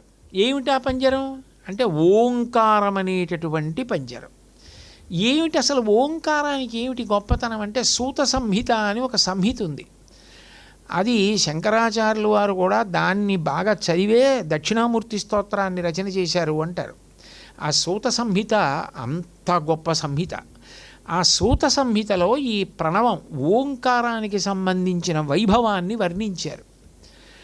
అందులో చెప్తారు ఈ ఓంకారము ఎట్లా వచ్చింది అన్న దాని మీద. ప్రజాపతి మొట్టమొదట శంకరుడికి నమస్కారం చేసి 3 లోకములను సృష్టించాడు. ఒకటి పృథివి, 2 అంతరిక్షం, 3 ద్యులోకం. ఈ 3 లోకాలు సృష్టించాడు. సృష్టించి ఈ మూడిటిలో అత్యంత సారవంతమైనవేవి అని వెతికాడు. పృథ్వీ యందు అగ్ని చాలా సారవంతము అని తెలుసుకున్నాడు. అంతరిక్షమునందు వాయువు శక్తివంతము, అత్యంత సారము అంతరిక్షములో వాయువు. ద్యులోకమునందు సూర్యుడు. ఈ 3 పరమసారవంతములని గ్రహించాడు. ఇప్పుడు ముందు 3 లోకాలు, 3 లోకాల సారం 3. ఇప్పుడు ఈ 3 యొక్క సారాన్ని మళ్ళీ పిండాడు. పిండితే 3 వ్యాహృతులు వచ్చాయి. భూహు, భువః, సువః. ఈ 3 వ్యాహృతుల యొక్క సారాన్ని మళ్ళీ పిండాడు. పిండితే అ, ఉ, మ 3 అక్షరాలు వచ్చాయి. ఇప్పుడు ఈ 3 అక్షరాల్ని కలిపాడు. అంటే అంత సారాన్ని కలిపాడు. కలిపితే ఆ, ఉ, మ కలిపి ఓం అయింది. ఇప్పుడు ఈ ఓం యందు ఏది నిక్షిప్తమైంది అని పరిశీలించాడు. దాని యందు భూత, భవిష్యత్, వర్తమాన కాలాలు, ఉదయము, మధ్యాహ్నము, సాయంత్రము అని ఒక రోజులో ఉండేటటువంటి 3 కాల విభాగాలు, రజస్సు, సత్వము, తమోగుణము అనబడేటటువంటి 3 గుణాలు, సృష్టి, స్థితి, లయ అనబడేటటువంటి 3 ఈశ్వర కృత్యాలు, జాగ్రత్త, స్వప్న, సుషుప్తి అనబడేటటువంటి జీవుడి యొక్క 3 అవస్థలు, ఉదాత్త, అనుదాత్త స్వరితములు అనబడేటటువంటి స్వరములతో పలకబడి ఈ 3 అక్షరాలు ఓం అని తయారైంది. అప్పుడు ఆయన గమనించాడు, సమస్త అక్షర రాశి ఇందులో ఉంది. అన్ని అక్షరాలు ఈ ఓంలో ఉన్నాయి. ఎందుకనంటే ఇది సమస్త జగత్తు యొక్క సారము. కాబట్టి ఇప్పుడు ఇందులో అకారము నుండి క్షకారము వరకు ఏ అక్షరాలైతే ఉన్నాయో ఆదిక్షాంత సమస్త వర్ణనికరీ శంభు ప్రియేశాంకరీ అంటాం కదా. అటువంటి అకారము నుండి క్షకారము వరకు ఉన్న అక్షరములన్నీ ఈ అకార ఉకార మకారములతో కూడుకున్న ప్రణవమైన ఓంకారమునందు ప్రవేశించి ఉన్నాయి. కాబట్టి ఇప్పుడు ఈ జగత్తుకి ఏముంది? రూపాలున్నాయి. జగత్తులో మనం వెంటనే గుర్తుపెట్టడానికి మొట్టమొదటి ఆధారం ఏమిటి? రూపం. పేరు కూడా తెలియకపోవచ్చు. పేరు కూడా తెలియనప్పుడు రూపాన్ని ఆధారం చేసి గుర్తుపడతాం. ఇప్పుడు ఓ పసిబిడ్డ ఉంది. ఆ పసిబిడ్డకి అమ్మ అండం రాదు, నాన్నగారు అండం రాదు. కానీ కొంచెం కాస్త ప్రాయం వస్తుంటే ఈమె అమ్మ, ఈమె నాకు పాలిచ్చి పోషిస్తుంది, ఈమె నాకు గొప్ప రక్షకురాలు. రూపం అమ్మని చూడగానే సేద తీరి ఏడు పాపేస్తుంది, అమ్మని చూడగానే సంతోషపడిపోతుంది. అంటే రూపం ముందు ప్రధానం. ఆ రూపానికి ఒక పేరుంది, అది నామం. ఆ తర్వాత ఈమెని అమ్మ అంటుంది. ఈమె నాన్నగారు, ఈయన నాన్నగారు, ఈమె అత్త, ఈయన మామయ్య గారు, ఇది కుండ, ఇది పాము, ఇది తేలు, ఇది చాప, ఇది గోడ. రూపానికి నామం చెప్తుంది. నామము రూపము ఈ 2 జగత్. నామరూపములు లేకుండా అయిపోతే బ్రహ్మము, బ్రహ్మమే నామరూపములుగా కనపడితే మాయ. ఇప్పుడు మాయాస్వరూపిణి అయి తిప్పుతున్నది కూడా ఆమెయే. అక్షర రూపమై సమస్తమైనటువంటి జగత్తుగా ప్రకాశిస్తున్నది కూడా నామరూపాలుగా, పేర్లుగా ఆమెయే. కాబట్టి పరమాదేవి అని పిలిచింది వేదం. వేదము చేత పిలువబడిన పేరు ఏమిటి అంటే ఈ ఓంకారమునందు నిక్షిప్తమైనటువంటి శబ్దశక్తి ఏది ఉన్నదో, శబ్ద బ్రహ్మమయీ చరాచరమయీ జ్యోతిర్మయీ వాంగ్మయీ అంటారు మీనాక్షి స్తవంలో శంకరాచార్యులు వారు. శబ్దాలుగా ఉండి ఈ నామరూపాత్మకమైనటువంటి జగత్తంతా 3 లోకాల యొక్క సారభూతమైన విషయము ఏది ఉన్నదో అదే ఓంకారమైనది. అటువంటి ఓంకారం పరమ పవిత్రమైతే ఆ ఓంకారము లోపల అక్షరాలుగా విస్తరణ శక్తి ఆమెయే. అంటే మీరు పట్టుకున్నారో లేదో, ఇప్పుడు నేను ఉపన్యాసం మొదలుపెట్టి దాదాపుగా అప్పుడే 1 గంట సేపు మాట్లాడాను. నేను గంట సేపు మాట్లాడినా నేను మాట్లాడినటువంటి మాటలన్నీ కూడా అక్షరాల యొక్క సముదాయమే. నా భావాన్ని వ్యక్తీకరించడానికి ఎప్పుడెప్పుడు ఏ పదాలు కలిపి వాక్యాన్ని నిర్మాణం చేస్తే నా భావం మీకు చెప్పగలుగుతానో అట్లా నేను ముందు పదములను కలిపి వాక్యాన్ని నిర్మించాను. నేను ఒక పదాన్ని ముందు పలకాలి అంటే, వాక్యాన్ని నిర్మించాలి అంటే నాలోంచి అక్షరములు ముందు బయటికి రావాలి. అక్షరములు రాలేదనుకోండి, నేను ఎట్లా ముందు ఒక పదాన్ని ఏర్పాటు చేసుకుంటాను? చిలుక, పంజరం, అమ్మ, నాన్న ఇవి మాట్లాడాలి అంటే ఆ పదాన్ని పలకాలి అంటే అక్షరం పలకాలి. ఇప్పుడు నేను ఈ అక్షరాలతోటే ఎన్ని రోజుల ప్రసంగం చేసినా ఉంటుంది. ఈ అక్షరాలే మారుతుంటాయి, అటు ఇటు మారుతుంటే పదాలు అవుతుంటాయి, పదాలు వాక్యాలు అవుతాయి, వాక్యాలని బట్టి భావం విస్తరించి వెడుతూ ఉంటుంది. ఎంత విస్తరించి వెడుతోందో అంత అజ్ఞాన దాహకత్వం జరిగి అంత జ్ఞానం కలుగుతోంది. ఇది మాకు తెలియదు అన్న మాట పోయింది, ఇది మాకు తెలిసినది అని అనిపిస్తోంది. ఎంత చదువుకుంటూ ఉంటే అంత తెలుస్తోంది. చదువుకోవాలంటే ఏమిటి ఆధారం? ఆ అక్షరాలే. వ్రాయాలంటే ఆ అక్షరాలే. చెప్పాలంటే ఆ అక్షరాలే. అంటే ఆమె అనుగ్రహము ఉన్నది, ఆ అక్షరములను పలకడం సాధ్యమవుతుంది, ఆ పదములు పలకడం సాధ్యమవుతుంది. వాంగ్మయ రూపంలో విస్తరించి తెలియుట అన్న మాట ఏర్పడాలి అంటే ఆమె అనుగ్రహమే ఉండాలి. ఆ తెలియుట అది ఎప్పుడు ఏది చెయ్యాలో తెలియుట దగ్గర మొదలుపెట్టి, నాకు ఇదిగో ఈ విషయం అర్థమైంది తెలిసిందన్న దగ్గర మొదలుపెట్టి, చిట్ట చివరికి ఏది తెలియాలో అది తెలిసిందన్న తర్వాత ఇంకోటి తెలియవలసిన అవసరం లేని స్థితి ఏర్పడి తెలియబడినది తానైపోయి నిలబడిపోతాడు. అంటే ఆత్మ తెలియబడింది అంటే అనుభవంలోకి వచ్చేసింది. ఆత్మ అనుభవంలోకి వస్తే అది తానైపోయాడు. ఇది బల్ల అని నాకు తెలిస్తే నేను బల్ల అయిపోను, ఇది పుస్తకము అని తెలిస్తే నేను పుస్తకం అయిపోను. ఆత్మ తెలిసినది అంటే అనుభవంలోకి వచ్చినది, అనుభవంలోకి వచ్చినది ఇక తాను రాడు. ఇక అది తెలిసిన తర్వాత ఇంకొకటి తెలుసుకోవడానికి ఏం లేదు. ఏది తెలుసుకోవాలో అది తెలిసేసుకున్నాడు. ఏది తెలుసుకోవాలో అది తెలుసుకున్నాడు అంటే మాయ తొలగిపోయింది. ఆ మాయ తొలగించడం ఆవిడే, ఏది తెలియాలో అది తెలిసేటట్టు చెయ్యడము ఆవిడే, ఏదైనా తెలిసేటట్టు చేయడము ఆవిడే, ఎంతమందికన్నా ఈయనకి ఎక్కువ తెలుసన్న సభాపూజ్యత కల్పించడము ఆవిడే. ఆయన చాలా గొప్ప నిర్ణయాలు చేసి అమలు చేస్తాడన్న బుద్ధి వైభవాన్ని కల్పించగలిగినది ఆమెయే. కీర్తికి ఆమెయే, పాండిత్యానికి ఆమెయే, అనుష్ఠానానికి ఆమెయే, కవిత్వానికి ఆమెయే, తెలుసుకోవడానికి ఆమెయే. అప్పుడు ఆమె కానిది ఏముంది? ఇంకా ఏం లేదు. నిజానికి ఏ చిలక పలుకుతోందంటే, నేను మొదలుపెట్టి మాట్లాడుతున్న ఈ గంట సేపటి నుంచి నిజానికి లోపల నుంచి కీ కీ కీ అని అరుస్తున్న చిలక ఆవిడే. ఆవిడ అరుపులు నా మాటలు. ఆవిడ లోపల పలకలేదనుకోండి అసలు ఈ మాటలు ఉండవు. ఆవిడ అనుగ్రహం లేదనుకోండి పలకరు. అందుకని ఓంకార పంజర శుకీం, అమ్మా ఓంకారం అన్న పంజరంలో నువ్వు చిలుకగా ఉన్నావు. అంటే సహస్రపరమాదేవి అంటుంది కదా వేదం. సహస్రపరమాదేవి అంటే అనంతమైనటువంటి మాటలు, అనంతమైన వాక్యాలు, అనంతమైన వాంగ్మయం, అనంతమైన శ్లోకాలు, పద్యాలు, ఇవన్నీ ఇన్ని పుస్తకాలు, ఇన్ని గ్రంథాలు, ఇన్ని వ్యాఖ్యానాలు అన్నీ కలిపి ఆ అక్షరాలే.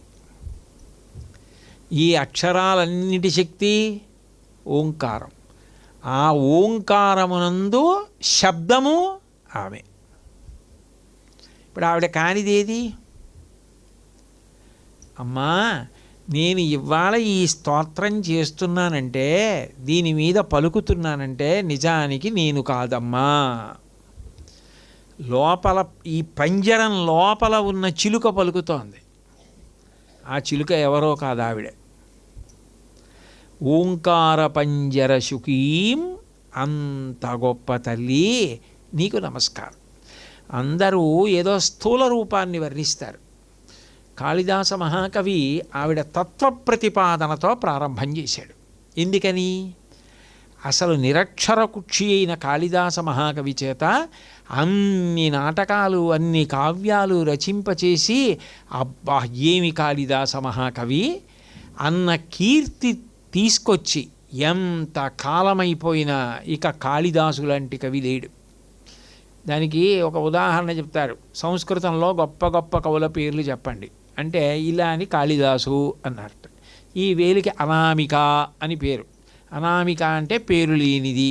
అదేమిటండి మరి దీనికి పేరు ఎందుకు లేదు అంటే కాళిదాసు అన్నాక రెండో వారు ఎవరు అన్నారట. అంటే ఇంక రెండో వాళ్ళు ఎవరు? కాళిదాసు అన్నాక ఇంక రెండో వాడి పేరు ఎవరిది గుర్తు రాలేదు. కాళిదాసు పేరు చెప్పాక సమానమైన వాళ్ళ పేరు ఏం చెప్తాం అని అలాగే ఉండిపోయారట. ఇక రెండో వేలు ముడిచి చెప్పడానికి ఎవరూ కనపడలేదు కాబట్టి ఇంక పేరు ఎవరిది తట్టలేదు కాబట్టి ఈ వేలు పేరుతో చెప్పడానికి కుదరలేదు కాబట్టి దీనికి అనామిక అని పేరు వచ్చింది. అది కాళిదాసు గొప్పతనం అన్నారు. అంటే లేరని కాదు, నిజానికి భాసుడు వాళ్ళు ఉన్నారు. కానీ కాళిదాసు గొప్పతనం చెప్పడానికి అలా చెప్తారు. అంటే అంత కీర్తి ప్రతిష్టలు రావాలంటే, అటువంటి రచన చెయ్యాలంటే, అటువంటి శ్లోకాలు వ్రాయాలంటే అవి అట్లా నిలబడిపోయింది ఆ వాంగ్మయంలో అంటే అమ్మవారు ఎంత అనుగ్రహాన్ని వర్షించి ఉంటుంది కాళిదాసు మీద. అమ్మా నువ్వు నాలో అలా వర్షించి ప్రవహింప చేయకపోతే నేను ఇట్లా చెప్పగలనా? అంత పేరు ప్రఖ్యాతులు వస్తాయా? నిజానికమ్మా పేరు ప్రఖ్యాతులు నావిగా కనపడుతున్నాయి. ఇన్ని పేరు ప్రఖ్యాతులకి ఇంత కీర్తికి కారణమైనది ఏదైందో దానికి ఆలంబనం ఏది? అక్షరం. ఆ అక్షరం ఎవరు? నువ్వే. అకారం నుంచి క్షకారం వరకు. అందుకని పరమాదేవి. అటువంటి పరమాదేవి ఓంకారమన్న పంజరమునందు శుకీ చిలుక. అందుకని ఉపదేశం పొంది దాన్ని మంత్రంగా చేయమంటారు ప్రణవాన్ని. సన్యాసులు చేసేటటువంటిది ప్రణవం. కాబట్టి ఓంకార పంజర శుకీం ఉపనిషదుద్యానకేలి కలకంఠీం. ఇందాక చిలుక చెప్పారు, ఇప్పుడు కలకంఠీం అంటున్నారు. కలకంఠీం అంటే అవ్యక్తమధురధ్వని కలిగినది అని అర్థం. చిలుకది వ్యక్తమధురధ్వని, తెలిసిపోతుంది ఆ ధ్వని, ఆ శబ్దం. అందుకని కీరవాణి పక్కన పేరు, కీ అని అరుస్తుంది అని కూడా పేరుంది. కానీ కోకిల దగ్గరికి వచ్చేటప్పటికీ కలకంఠీం అన్నారు. కలకంఠీం అంటే అవ్యక్తమధురము. అది ఇంత అని చెప్పడం సాధ్యం కాదు. ఎక్కడుంది ఈ కోయిల అంటే ఉపనిషత్తులు అనబడేటటువంటి ఉద్యానవనమునందు ఆమె కోయిల. ఉపనిషత్తుల యొక్క గొప్పతనం ఏమిటి? దాని పేరే ఉపనిషద్. ఉపనిషద్ అంటే చూడండి, ఉపనయనము అంటారు కదా. ఉపనయనము అంటే అంటే సమీపము, గురువుగారి దగ్గరికి తీసుకుని వెళ్ళుట అని. ఉపనిషద్ అంటే గురువుగారి సమీపంలో కూర్చుని ఏ జ్ఞానకాండ తెలుసుకుంటే ఆత్మ అవగతమవడానికి అవకాశం ఉంటుందో అటువంటి వాటిని వేదములకు చివర ఉన్నటువంటి ఉపనిషత్తులు అంటారు. అవి వేదములకు చివర ఉంటాయి.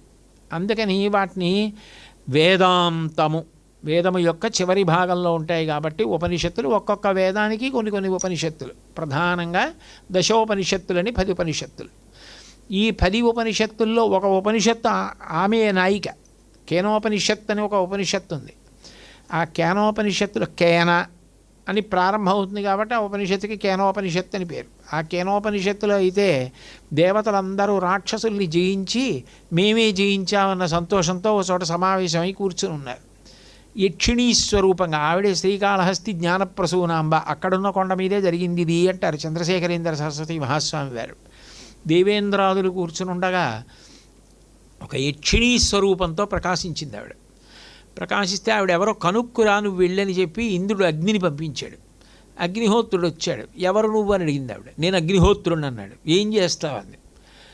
ఏదైనా కాల్చేస్తానన్నాడు. ఏదో గడ్డి పరకని కాల్చలేకపోయాడు. సిగ్గుబడి వెనక్కి వెళ్ళిపోయాడు. వాయుదేవుడిని పంపాడు ఇంద్రుడు. ఎవరు నువ్వు అని అడిగింది. నేను వాయువుని అన్నాడు. ఏం చేస్తావు అని అడిగింది. దేన్నైనా ఎగరగొట్టేస్తానన్నాడు. ఏదో గడ్డి పెరకను ఎగరగొట్టు అన్నాడు. ఎగరగొట్టలేకపోయాడు. వెళ్ళి ఇంద్రుడికి చెప్పాడు. అప్పుడు ఇంద్రుడు వచ్చాడు, తెలుసుకున్నాడు. ఓ మా ఎందరి యందు శక్తిగా ఉండి నిజానికి మేము గెలవడానికి కారణమైన తల్లి పరబ్రహ్మస్వరూపిణి, అందుకని ఉమ అన్న పేరుతో స్తోత్రం చేశాడు. ఉమ ఓంకార పంజర శుకీం ఉపనిషదుద్యానకేళి కళకంఠీం. ఎందుకని? ఆ ఉ మ ఇవి సృష్టి స్థితి లయ. సృష్టి బ్రహ్మగారు, స్థితి విష్ణువు, లయ పరమేశ్వరుడు. ఇందులో స్థితి అంటే రక్షణ. రక్షణ ఉ చేత ప్రతిపాదింపబడుతుంది. ఆ ఉ మ ఓం అందులో ఉన్నవే ఉ మ ఆ ఉమ అమ్మవారు. ఓం ఉమగా మారుతోంది. మీరు పట్టుకున్నారనుకుంటున్నాను. అందులో ఆ ఉ మ ఉంటే ఓం. ఆ ఉ మ అక్షరాలు క్రమం మార్చండి. ఊ ముందుకు తీసుకురండి. ఊ పక్కకి మా పెట్టండి, తర్వాత ఆ పెట్టండి. ఉమ. ఆ ఉమాయే ఉమాలో ఉన్నాయి. ఈ ఉమాలో ఓంలో అయితే ఆ పక్కన ఊ స్థితి. అమ్మవారి దగ్గరికి ఉమ పేరు వచ్చేటప్పటికీ స్థితి ముందుకు వచ్చేసింది. ఎందుకని? ఆవిడ రక్షణ శక్తి.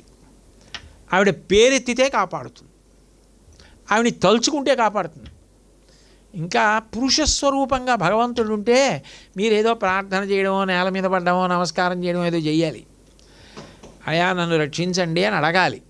ఎందుకంటే రామాయణంలో సకృదేవ ప్రపన్నాయ తవాస్మీతి చయాచతే అభయం సర్వభూతేభ్యో దదామ్యేతద్ వ్రతం మమ అని.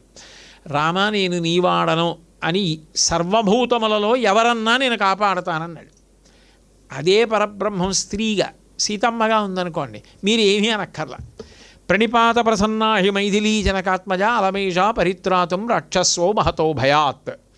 ఆవిడ దగ్గరికి వెళ్ళి నేల మీద ఒక కర్ర పడిపోయినట్టు పడిపోతే చాలు, ఆవిడ కాపాడేస్తుంది. అందుకని ఆమె రక్షణ శక్తి. అంటే అమ్మవారి యందు ఆ దయ, ఆ ప్రసన్నత్వం మరీ తీవ్రంగా ఉంటుంది. అది ఎంత తీవ్రంగా ఉంటుంది అంటే ఆమె అనుగ్రహం కలగాలి కానీ మోక్షమే కరతలామలకం. కామాక్షి ఆవిడ ఏది ఇవ్వలేదు? కామకోటి హద్దు, దేన్నైనా ఇవ్వగలదు. కామకోటి కామాక్షి ఆమెయే మాతంగి శ్యామల లలిత రాజరాజేశ్వరి. కాబట్టి ఓంకార పంజర శుకీం ఉపనిషదుద్యానకేలి కళకంఠీం. ఉపనిషత్తులు ఏం చేస్తాయి? జ్ఞానమును కల్పిస్తాయి. ఆత్మ ఏది అన్న విషయం రూఢముగా అనుభవంలోకి వచ్చేటట్టుగా చేస్తాయి.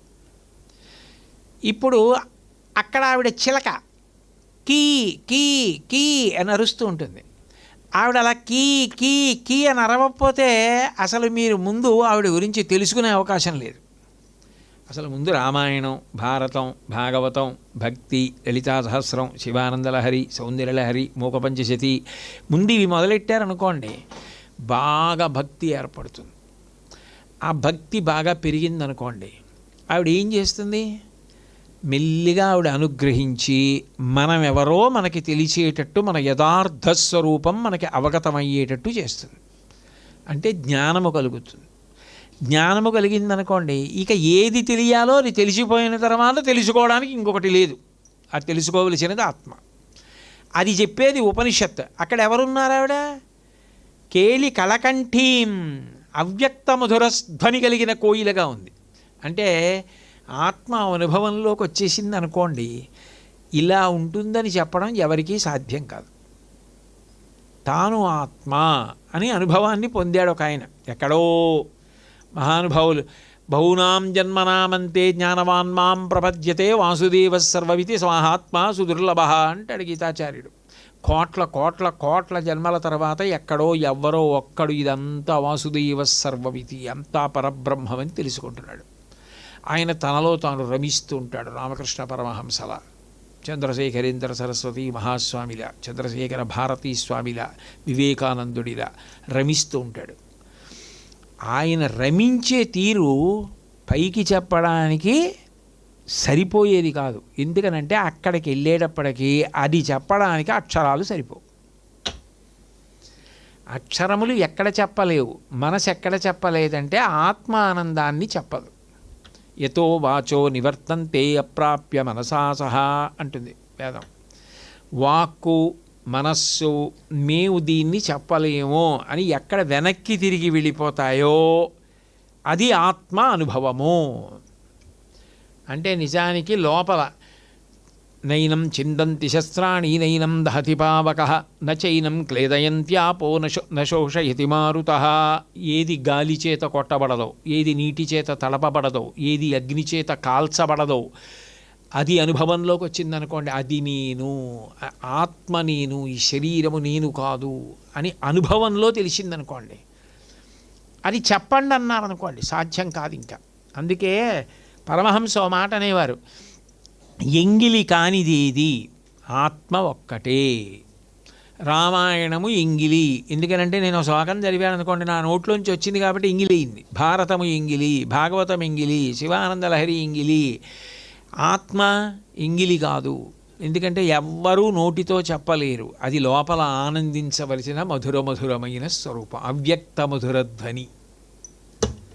అది వ్యక్తము చేయడానికి వీలుగానిది, తనలో తాను రమించేది. ఆయన ఆత్మయోగి అంటారు చూడండి. యోగరతో వా భోగరతో వా సంగరతో వా సంగవిహీన యస్య బ్రహ్మణి రమతే చిత్తం నందతి నందతి నందత్యేవ. ఎప్పుడు ఆనందంలో మునిగిపోయి ఉంటాడు. ఎందుకంటే ఆత్మకి ఏ విధమైన శోకస్పర్శ లేదు, అది ఎప్పుడు ప్రకాశం, ఆనందం. అటువంటి గొప్ప ఆనంద స్థితిలో ఉంటాడు యోగి. అది ఏమిటండి ఆత్మస్థితి అంటే అది చెప్పడం ఎవరికీ సాధ్యం కాదు, అది అనుభవించిన వాడికి తెలుస్తుంది. కాబట్టి ఉపనిషదుద్యానకేలి కలకంఠీం, ఆవిడెవరు అంటే జ్ఞానమునిచ్చేటటువంటి ఉపనిషత్తులు అనబడే ఉద్యానవనంలో ఆమె అవ్యక్త మధురధ్వని కలిగినటువంటి కలకంఠీం, కోయిల. అందుకని ఆ ఉపమానాలు వేసేటప్పుడు ఎంత అందంగా తీసుకొస్తున్నారో చూడండి. అసలు ముందరి తెలియాలంటే అసలు అక్షరం అంటే ఏమిటి, వాక్యం అంటే ఏమిటి, అసలు మనుష్య జన్మ ఉంటే కదా, వీటన్నింటికి స్వరపేటికి ఉంటే కదా అసలు ముందు చెప్పడం కానీ వినడం కానీ. ఈ రెండూ ఉండాలంటే మనుష్య జన్మ ఉండాలా, ఉంటే కదా. చెప్పడం కూడా అంత తేలిక విషయం కాదు, ఎందుకంటే దానికి మళ్ళీ వాగ్దేవిగా ఆవిడ అనుగ్రహమే ఉండాలి. ఆవిడ అనుగ్రహం ఉంటే తప్ప అంత పవిత్ర వాక్కులు ఎలా తెప్పిస్తుంది, చెప్పించదు. ఆవిడ అనుగ్రహం వాగ్దేవిగా ఉంటేనే అటు ఆ శరీరంలోంచి ఆ వాక్కు బయటకు వచ్చేట్టు చేస్తుంది. ఆ వాక్కులే కీరవాణి. కాబట్టి అక్కడ శబ్దం ఉంది, వినపడుతుంది. ఇక్కడ వినపడడానికి అవకాశం ఉండదు, అది అవ్యక్త మధురధ్వని. అందుకని కానీ సర్వులకు ఆనందదాయకవి. ఎవరైనా ఏం కోరుకుంటారు, నేను ఆనందంగా ఉండాలని కోరుకుంటాడు. మీకు ఈ జగత్తు యందు ఏ వస్తువు మీ పక్కన చేరడం చేత ఆనందము కలిగిందని మీరు అనుకున్నా అది ఆనందము కాదు, సుఖమే. ఎందుకని మీకు ఏ వస్తువు వలన సుఖం కలిగిందో ఆ వస్తువు శాశ్వతం కాదు, దానితో మీ సంగము శాశ్వతము కాదు, మీరు శాశ్వతము కాదు. ఓ పువ్వును చూసి నేను ఆనందపడిపోయానన్నాను అనుకోండి, అది రేపటికి ఏది. నేను ఓ పండును చూసి ఆనందపడిపోయానన్నాను అనుకోండి, అదో 10 రోజుల తర్వాత ఏది, కుళ్ళిపోయింది. ఊరగాయ చూసి ఆనందపడిపోయానన్నా 2 ఏళ్ళకి పోతే బూజెడుతుంది. ఏది మీరు చూసి ఆనందపడతానని అన్నా అది ఆనందం అన్న మాట పరిధిలోకి చిక్కదు. ఎందుకు చిక్కదంటే అది కాలము చేత పోతోంది, దేశము చేత పోతోంది. మాకురు ధనజన యవ్వన గర్వం హరతి నిమేషత్ కాలసర్వం మాయామయమిదమఖిలం హిత్వా బ్రహ్మపదం త్వం ప్రవిశ విదిత్వా. ఏదైనా కాలంలో పోయింది, దేశంలో పోయింది. కుంకం మీరు బాగా పొడిగా ఉన్న చోట ఉంచారనుకోండి, బాగుంటుంది. దానికి కించిత్ చెమ్మ తగిలింది అనుకోండి, చెమ్మ తగలడం అంటే మీరు కలపకుండా ఓ చోట ఉంచారనుకోండి, కిందంతా చల్లగా ఉండిపోతుంది, పురుగు వస్తుంది. పసుపు కదా కుంకం, అసలు నిజానికి దానివల్ల వ్యాధులు పోవాలి కదా, దానికి ఎలా పురుగట్టింది అంటే దానికి చల్లతనం అలాగే ఉండిపోతే, దాన్ని కలపకపోతే పురుగట్టింది. అంటే ప్రతిదానికి కదలడం వల్ల, కదలిక లేకపోవడం వల్ల, కాలంలోనూ దేశంలోనూ అశాశ్వతత్వం చేతనో పూర్తిగా ఆనందమునకు కారణము కాదు. కాబట్టి అవి మధురములు ఎలా అయ్యాయి? అధరం మధురం వదనం మధురం మధురాధిపతే మధురం మధురం కృష్ణుడు ఒక్కడే. కృష్ అంటే నిరతిశయానంద స్వరూపమైన పరబ్రహ్మం. అంటే మీకు ఆనందం ఇవ్వగలిగింది ఏది? పరబ్రహ్మం ఒక్కటే. ఆ పరబ్రహ్మము ఇక మళ్ళీ మాట్లాడడానికి లేకుండా లోపలే ఆనందం. కోయిల పాట ఎవరికి నచ్చదు? చిన్న పిల్లలు ఏమీ తెలియని వాళ్ళు కూడా మామిడి చెట్టు మీద కోయిల కూ కూ అంటే వీడు కూ కూ అంటాడు. అది అందరికీ నచ్చుతుంది. పంచమస్వరం సంగీతంలో దానికి చాలా ప్రఖ్యాతి. అందుకని ఆయన అట్నుంచి వస్తున్నారు సంగీతం వైపు నుంచి. ఇది మళ్ళీ మారుతుంది వెనక శ్లోకాల్లోకి వెళ్ళేటప్పటికి.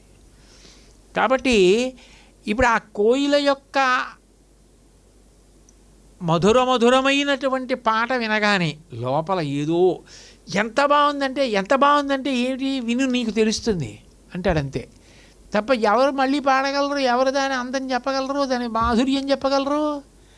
ఆత్మను అనుభవించినవాడు తప్ప ఆత్మని అనుభవించిన వాడే ఆత్మ ఇలా ఉంటుందని చెప్పలేడు. ఇంకెవరు చెప్తారు? అది అనుభవం వరకు మాత్రమే చిక్కుతుంది. అలా అనుభవం వరకు చిక్కేటట్టుగా చెయ్యగలిగిన ఉపనిషత్తులు ఏమున్నాయో అందులో అవ్యక్త మధురధ్వనిగా ఆవిడే ఉంది.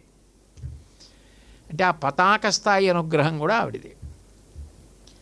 ఓంకార పంజర శుకీం ఉపనిషదుద్యానకేలి కలకంఠీం ఆగమ విపిన మయూరీం. ఆవిడెవరు? ఆగమములనబడేటటువంటి అరణ్యం, అందులో ఆవిడ మయూరీం. మయూరం ఏం చేస్తుంది? మయూరం అంటే నెమలి కేకారవం చేస్తుంది. నెమలి కేకారవం చేసేటప్పుడు ఏం చేస్తుందంటే తల బాగా పైకెత్తి అరుస్తుంది. మిగిలిన పక్షులకి నెమలికి ఉండే తేడా ఏమిటంటే నెమలి అది కీ కీ అంటుంది, ఇది క్రాంఖణం అంటారు, కేకారవము అంటారు. మబ్బు పట్టిన మేఘాన్ని నీరు పట్టిన మబ్బు చూడగానే మామూలుగా ఏదో ఉన్నట్టుగా అరవదు. కోయిలు అరిచినట్టు చిలకరిచినట్టు అరవదు. మెడ బాగా పైకెత్తి అరుస్తుంది. నీటి స్పర్శకి బాగా ఆనందిస్తుంది మయూరం. అది దాని లక్షణం. దానికి ఆహారం సర్పం. అది పావుని తింటుంది. పాము కనపడింది అనుకోండి వేటాడి తింటుంది నెమలి. ఏమిటి వీటన్నింటినీ సంకేతం అంటే పాము దేనికి గుర్తు? మృత్యువునకు గుర్తు. పాము భయానికి గుర్తు. ఇప్పుడు మనందరం ఇలా కూర్చున్నట్టుగా త్రాచుమా అలా లోపలికి వచ్చిందనుకోండి, బాగుండదులేండి సభలో లేస్తే అని కూర్చుంటారా? లేచిపోతారు. ఎందుకని? భయం. పాము అంటే భయం. భయం ఎందుకు? మృత్యువు. లోకంలో ఎవరికైనా భయం ఏమిటి? మృత్యువు. భయమే మృత్యువు, మృత్యువే భయం. ఆ భయాన్ని పోగొట్టేది ఎవరు? ఆవిడొక్కతే. మృత్యుదారు కుఠారిక. ఎన్ని చావులున్నాయో భయాలన్నీ చావులే. ఎందుకు భయాలన్నీ చావులు అంటే ఏమంటే 3 రోజుల పాటు ఏ వాహనాలు తిరగవుట అన్నారనుకోండి, ఈ కారణానికి చచ్చిపోయాను రా బాబోయ్ అంటాడు. ఏమండి 2 రోజులు విద్యుత్ ఉండదుట, చచ్చిపోయాం బాబోయ్ అంటాడు. ఎన్ని చావులు, ఎన్ని మాటలు చచ్చిపోతావు అంటే ఎన్ని మాటలు భయం వేస్తే అన్ని మాటలు చచ్చిపోతావు. ఆ భయం అన్నది మానసిక భావన. ఎన్ని మాటలు అది తీవ్రంగా కలిగిందో అన్ని మాటలు చచ్చిపోయాడు. ఈ భయాలు పోవాలన్నా చచ్చిపోవడాలు పోవాలన్నా ఆ గొడ్డలు తగలాలి. కుఠారిక, ఈ చెట్టుగా ఆవిడ గొడ్డలి. అందుకని ఇప్పుడు ఆవిడ ఏం చేస్తోంది అంటే ఆగమ విపిన మయూరీం. ఆగమములనేటటువంటి అరణ్యంలో ఆవిడ నెమలి అయి కూస్తోంది. అంటే దాని అర్థం ఏమిటంటే ఆగమములు అన్న మాటకు అర్థం ఏమిటంటే ఏ దేవతని ఎట్లా పూజ చెయ్యాలో చెప్తాయి ఆగమాలు. శైవాగమము అన్నాను అనుకోండి, శివుడికి గుడి ఎలా కట్టాలి, శివుడి గుడి యొక్క నిర్మాణం ఎట్లా ఉండాలి, ముఖమంటపం ఎలా ఉండాలి, సభామంటపం ఎలా ఉండాలి, తూర్పున ఎలా ఉండాలి, పశ్చిమాన ఎవరు ఉండాలి, ఉత్తరాన ఎవరు ఉండాలి, దక్షిణాన ఎవరు ఉండాలి, ఇవన్నీ శైవాగమని చెప్తుంది. శివపూజ ఆగమోక్తంగా చేస్తామండి మేమంటారు. ఆగమోక్తంగా శివపూజ చేయడం అంటే ఏమిటి, ఎట్లా చెయ్యాలి అసలు, ఇదంతా శైవాగమని చెప్తుంది. ఏదో శక్తి సంబంధమైన ఆగమం అనుకోండి, అమ్మవారి దేవాలయం కడితే ఎలా కట్టాలి, మూర్తి ఎలా ఉండాలి, ఎన్ని చేతులు ఉండాలి, ఏ చేతుల్లో ఆయుధాలు ఎలా ఉండాలి, ఏ దిక్కున ఏం ఉండాలి, అమ్మవారి ఉపాసన ఎట్లా చెయ్యాలి, ఇవన్నీ చెప్తుంది. అందుకే శ్యామలాదేవి వస్తుంటే ఎవరు వస్తారంటే ఆవిడ పక్కన చిలుకలు పట్టుకుని ఇద్దరు వస్తారు, తంత్రిని యంత్రిని, వాళ్ళిద్దరు యంత్రతంత్రములు ఆవిడతో కలిసి వెడుతుంటాయి. వాళ్ళు చిలుకలు పట్టుకుని వెడతారు. ఆవిడ సైన్యం అంతా ఏమిటో తెలుసా? ఆవిడ సైన్యం వెడుతుంటే అందరూ మురళి వాయిస్తూ, మృదంగాలు వాయిస్తూ, గుర్రాల మీద, అట్లాగే నెమలి మీద, చిలుక మీద, అట్లాగే ఆ కోయిల మీద, గుర్రం మీద వెడుతుంటారు ఆవిడ సైన్యం అంతా. కాబట్టి బ్రహ్మాండ పురాణంలో చూడండి, అంటే వాళ్ళు కూడా అంత ప్రసన్నంగా ఉంటారు. ఎవరు బాగా నిర్ణయం చేయాలో వాళ్ళ చుట్టూ ఉండేవాళ్ళు కూడా ఏం చేయాలి? ఆయన పరివారం అంటే అసలు ముందు వాళ్ళకి ఏం రావాలి? ఆయన్ని ప్రశాంతంగా ఉంచడం రావాలి. ఆయన ప్రశాంతత పాడు చేసేవాళ్ళు అందరూ ఆయన చుట్టూ చేరారనుకోండి, ఆయన ఎంత బాగా చేయగలిగిన వాడైనా చేయలేడు.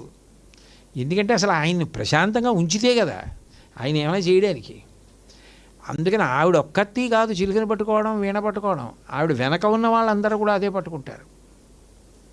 కాబట్టి ఆవిడ మంత్రిని స్వరూపంగా అటువంటి నిర్ణయాలు చేసి గెలుపు సాధిస్తుంది భండాసురుడి మీద.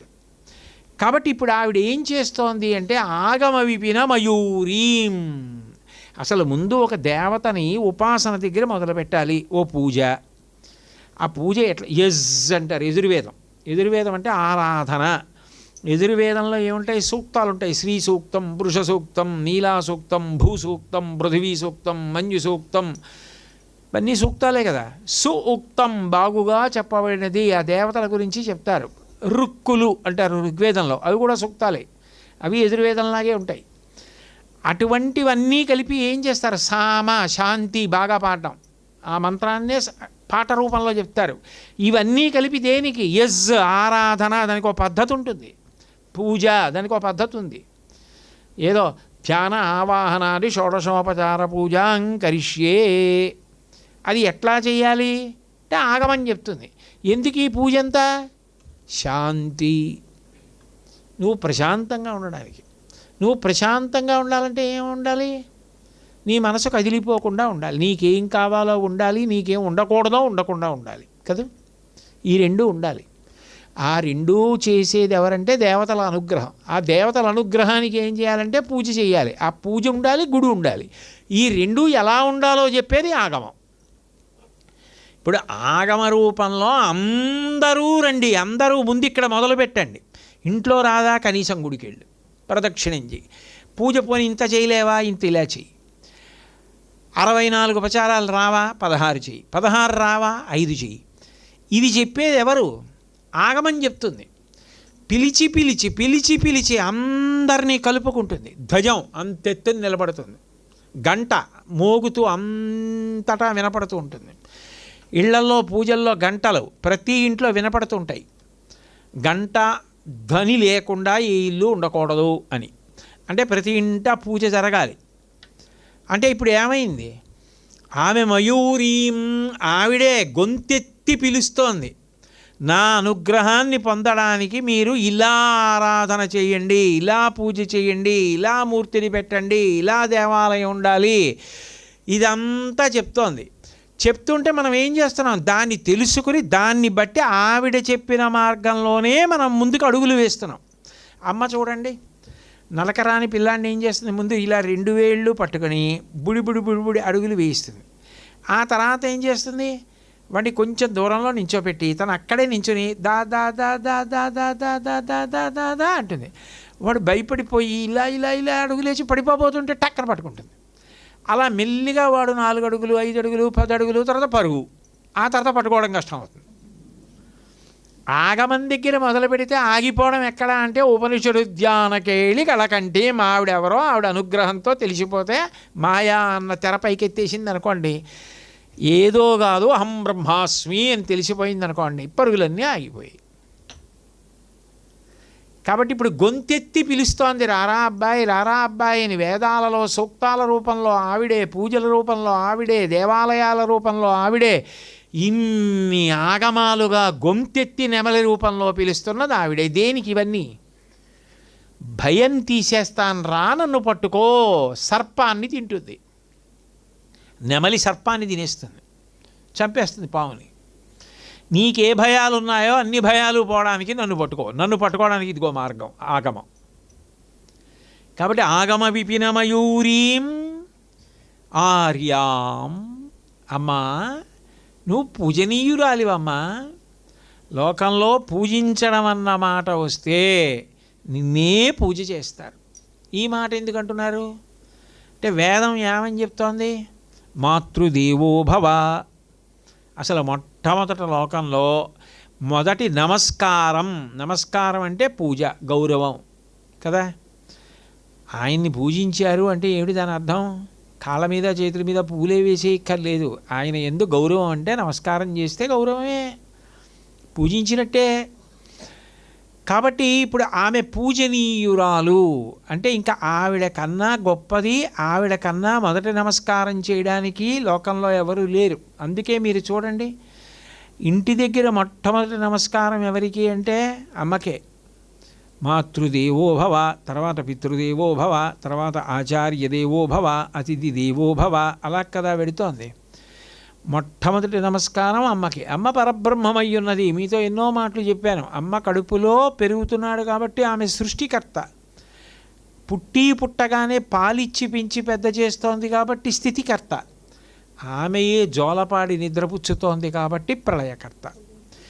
మూడు చేసినటువంటిది ఎవరో వాళ్ళని పరబ్రహ్మం అంటారు. ఎవ్వడు సృజించు ప్రాణుల ఎవ్వడు రక్షించి త్రుంచు ఎవ్వడు అనంతుండెవ్వడు విభుడెవ్వడు వాడివ్విధమున మనుచు బెనుచు హేలారతుడయి అంటారు పోతన గారు. ఎవరు సృష్టి చేస్తున్నారో, ఎవరు స్థితి చేస్తున్నారో, ఎవరు లయ చేస్తున్నారో, ఈ మూడింటిని కలిపి చేసేటటువంటి ఆ పరబ్రహ్మమునకు నిజానికి ఒక రూపం ఉండదు. అది అమ్మగా వచ్చింది మొదట. అందుకని అమ్మకే నమస్కారం. ఆ తర్వాత మీరు ఏ ఉపాసన ఎంత గొప్పగా చేయండి, ఖచ్చితంగా చేయవలసిందేది గాయత్రి ఉపాసన, సంధ్యావందనం.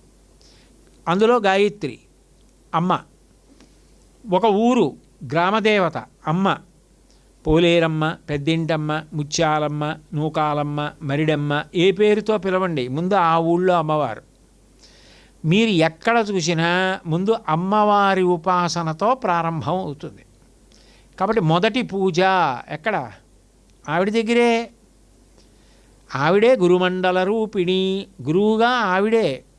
రాజశ్యామలను గౌరవించడానికి గురువుగారిని గౌరవించడానికి తేడా ఉండదు, రెండు ఒకటే. కాబట్టి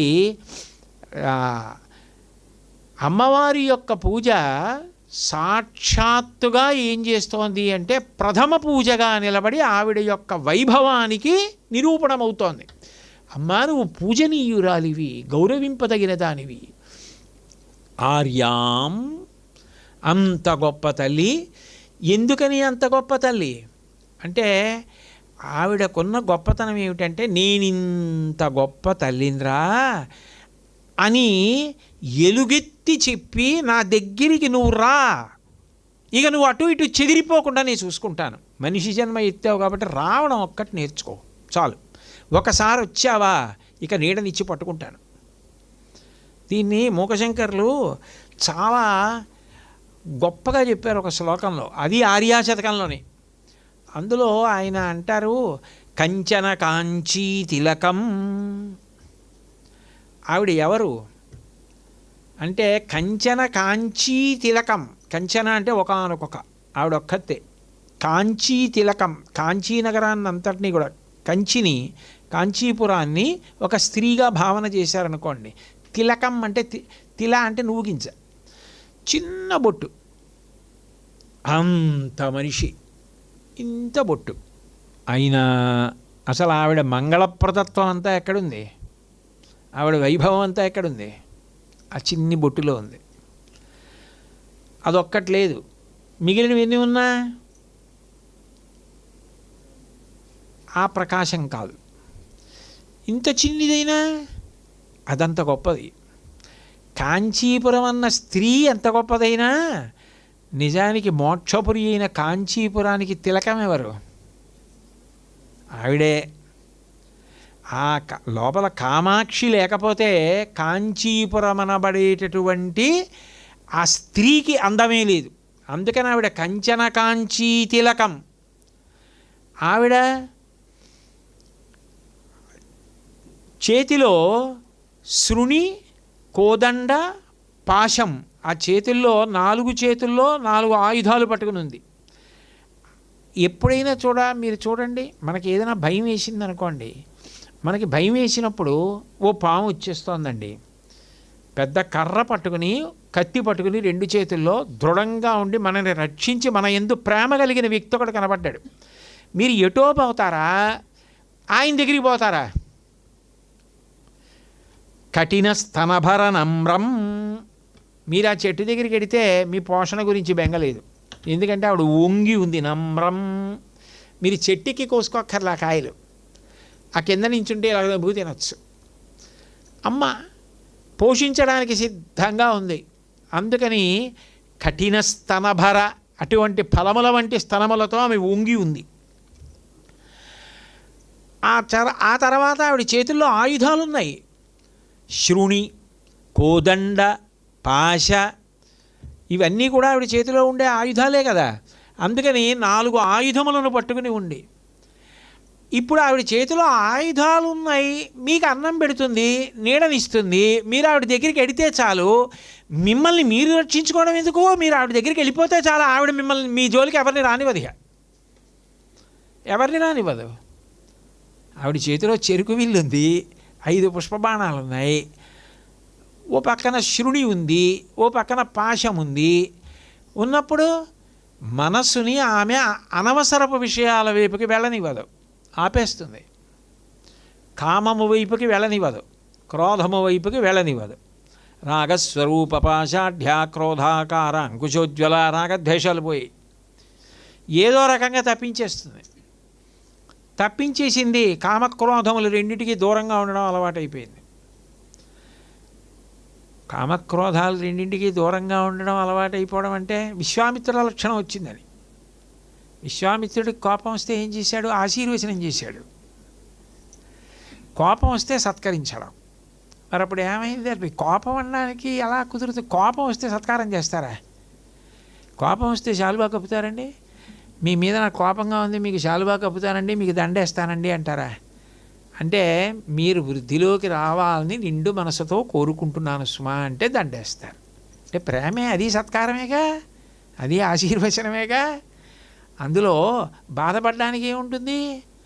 అది ప్రేమ, అంగీకరించవలసిన విషయమే కదా. అట్లా విశ్వామిత్ర ప్రేమ. విశ్వామిత్రుడు నోటితో ఏమీ అనకుండా సుఖీ భవ సబాంధవా, నీ బంధువులతో సుఖంగా ఉండు అని వెళ్ళిపోవడానికి కదా సిద్ధపడ్డాడు తప్ప నోటి వెంట ఏమైనా అన్నాడా? ఏమీ అనలేదు. కామక్రోధములను జయించినటువంటి లక్షణం అలా ఇస్తుంది ఆవిడ. అలా ఇవ్వగలిగినటువంటి లక్షణమే ఆవిడ చేతిలో ఉన్న ఆయుధాలు. అప్పుడు మీరు మీ అంతటా మీరు రాగద్వేషాలు గెలవడం ఏమిటి? ఆవిడ చేతిలో ఉన్నాయి కాబట్టి ఆవిడ దగ్గరికి వెడితే రాగద్వేషాలు మీ జోలికి రాకుండా ఆవిడే చూసింది. కత్తి కర్ర ఉన్న బలవంతుడి దగ్గరికి వెళ్ళి మీరు నించుంటే మీరు పావుని కొట్టక్కర్లేదు, మీరు తరమక్కర్లేదు, ఆయన చూస్తాడు. మీరు ఆయన దగ్గర నించుంటే చాలు, వెళ్ళి చేతులు కట్టుకుని హాయిగా నించవచ్చు. కాబట్టి నేను ఎవరి దగ్గరికి వెళ్ళి నించుంటాను? కైవల్యానందకందమవలంబే. ఆవిడెవరు? కైవల్యం అనేటటువంటి ఆనందము పుట్టే దుంప, అక్కడ పుట్టింది అతీగా. ఆవిడ పాదాలు పట్టుకుని హాయిగా వెళ్ళా చెట్టు కింద నించున్నాను. నీడకి నీడ, ఆహారానికి ఆహారం, భయం లేదు, రాగం లేదు, ద్వేషం లేదు, ధార్మిక జీవనం, చెట్ట చివరికి మోక్షం. ఇన్ని నేను ఆ చెట్టు దగ్గరికి వెళ్ళిపోయి నించున్నాను, నాకు వచ్చేసాయి. ఇప్పుడు ఆవిడ కాక ఎవరు పూజనీయురాలు కదా. అందుకని కంచన కాంచీ తిలకం అలాంటివి చాలా ఉన్నాయనుకుంటున్నావేమో. కంచన అదొక్కటే, ఒకానొక వస్తువు ఉంది. ఆవిడ్ని నేను కైవల్యానంద కందమవలంబే, ఆవిడే పాదాలు పట్టుకుంటున్నాను. ఆర్యాం పూజనీయురాలా అంతర్విభావయే గౌరీం. ఈ అంతర్విభావయే గౌరీం. మళ్ళీ రేపు సాయంకాలం 6:30 తిరిగి కలుసుకున్నప్పుడు ఈ చివరి మాటలతో మొదటి మాటగా ప్రసంగం ప్రారంభం చేస్తాను. మంగళాశాసనపరైః పదాచార్య పురోగమైః సర్వైశ్చ పూర్వైరాచార్యైః సత్కృతాయాస్తు మంగళం. మంగళం కోసలేంద్రాయ మహనీయ గుణాత్మనే చక్రవర్తి తనూజాయ సర్వభౌమాయ మంగళం. ఉమాకాంతాయ కాంతాయ కామితార్థప్రదాయినే శ్రీగిరీశాయ దేవాయ మలినాథాయ మంగళం. సర్వం శ్రీ ఉమామహేశ్వర పరబ్రహ్మార్పణమస్తు. స్వస్తి.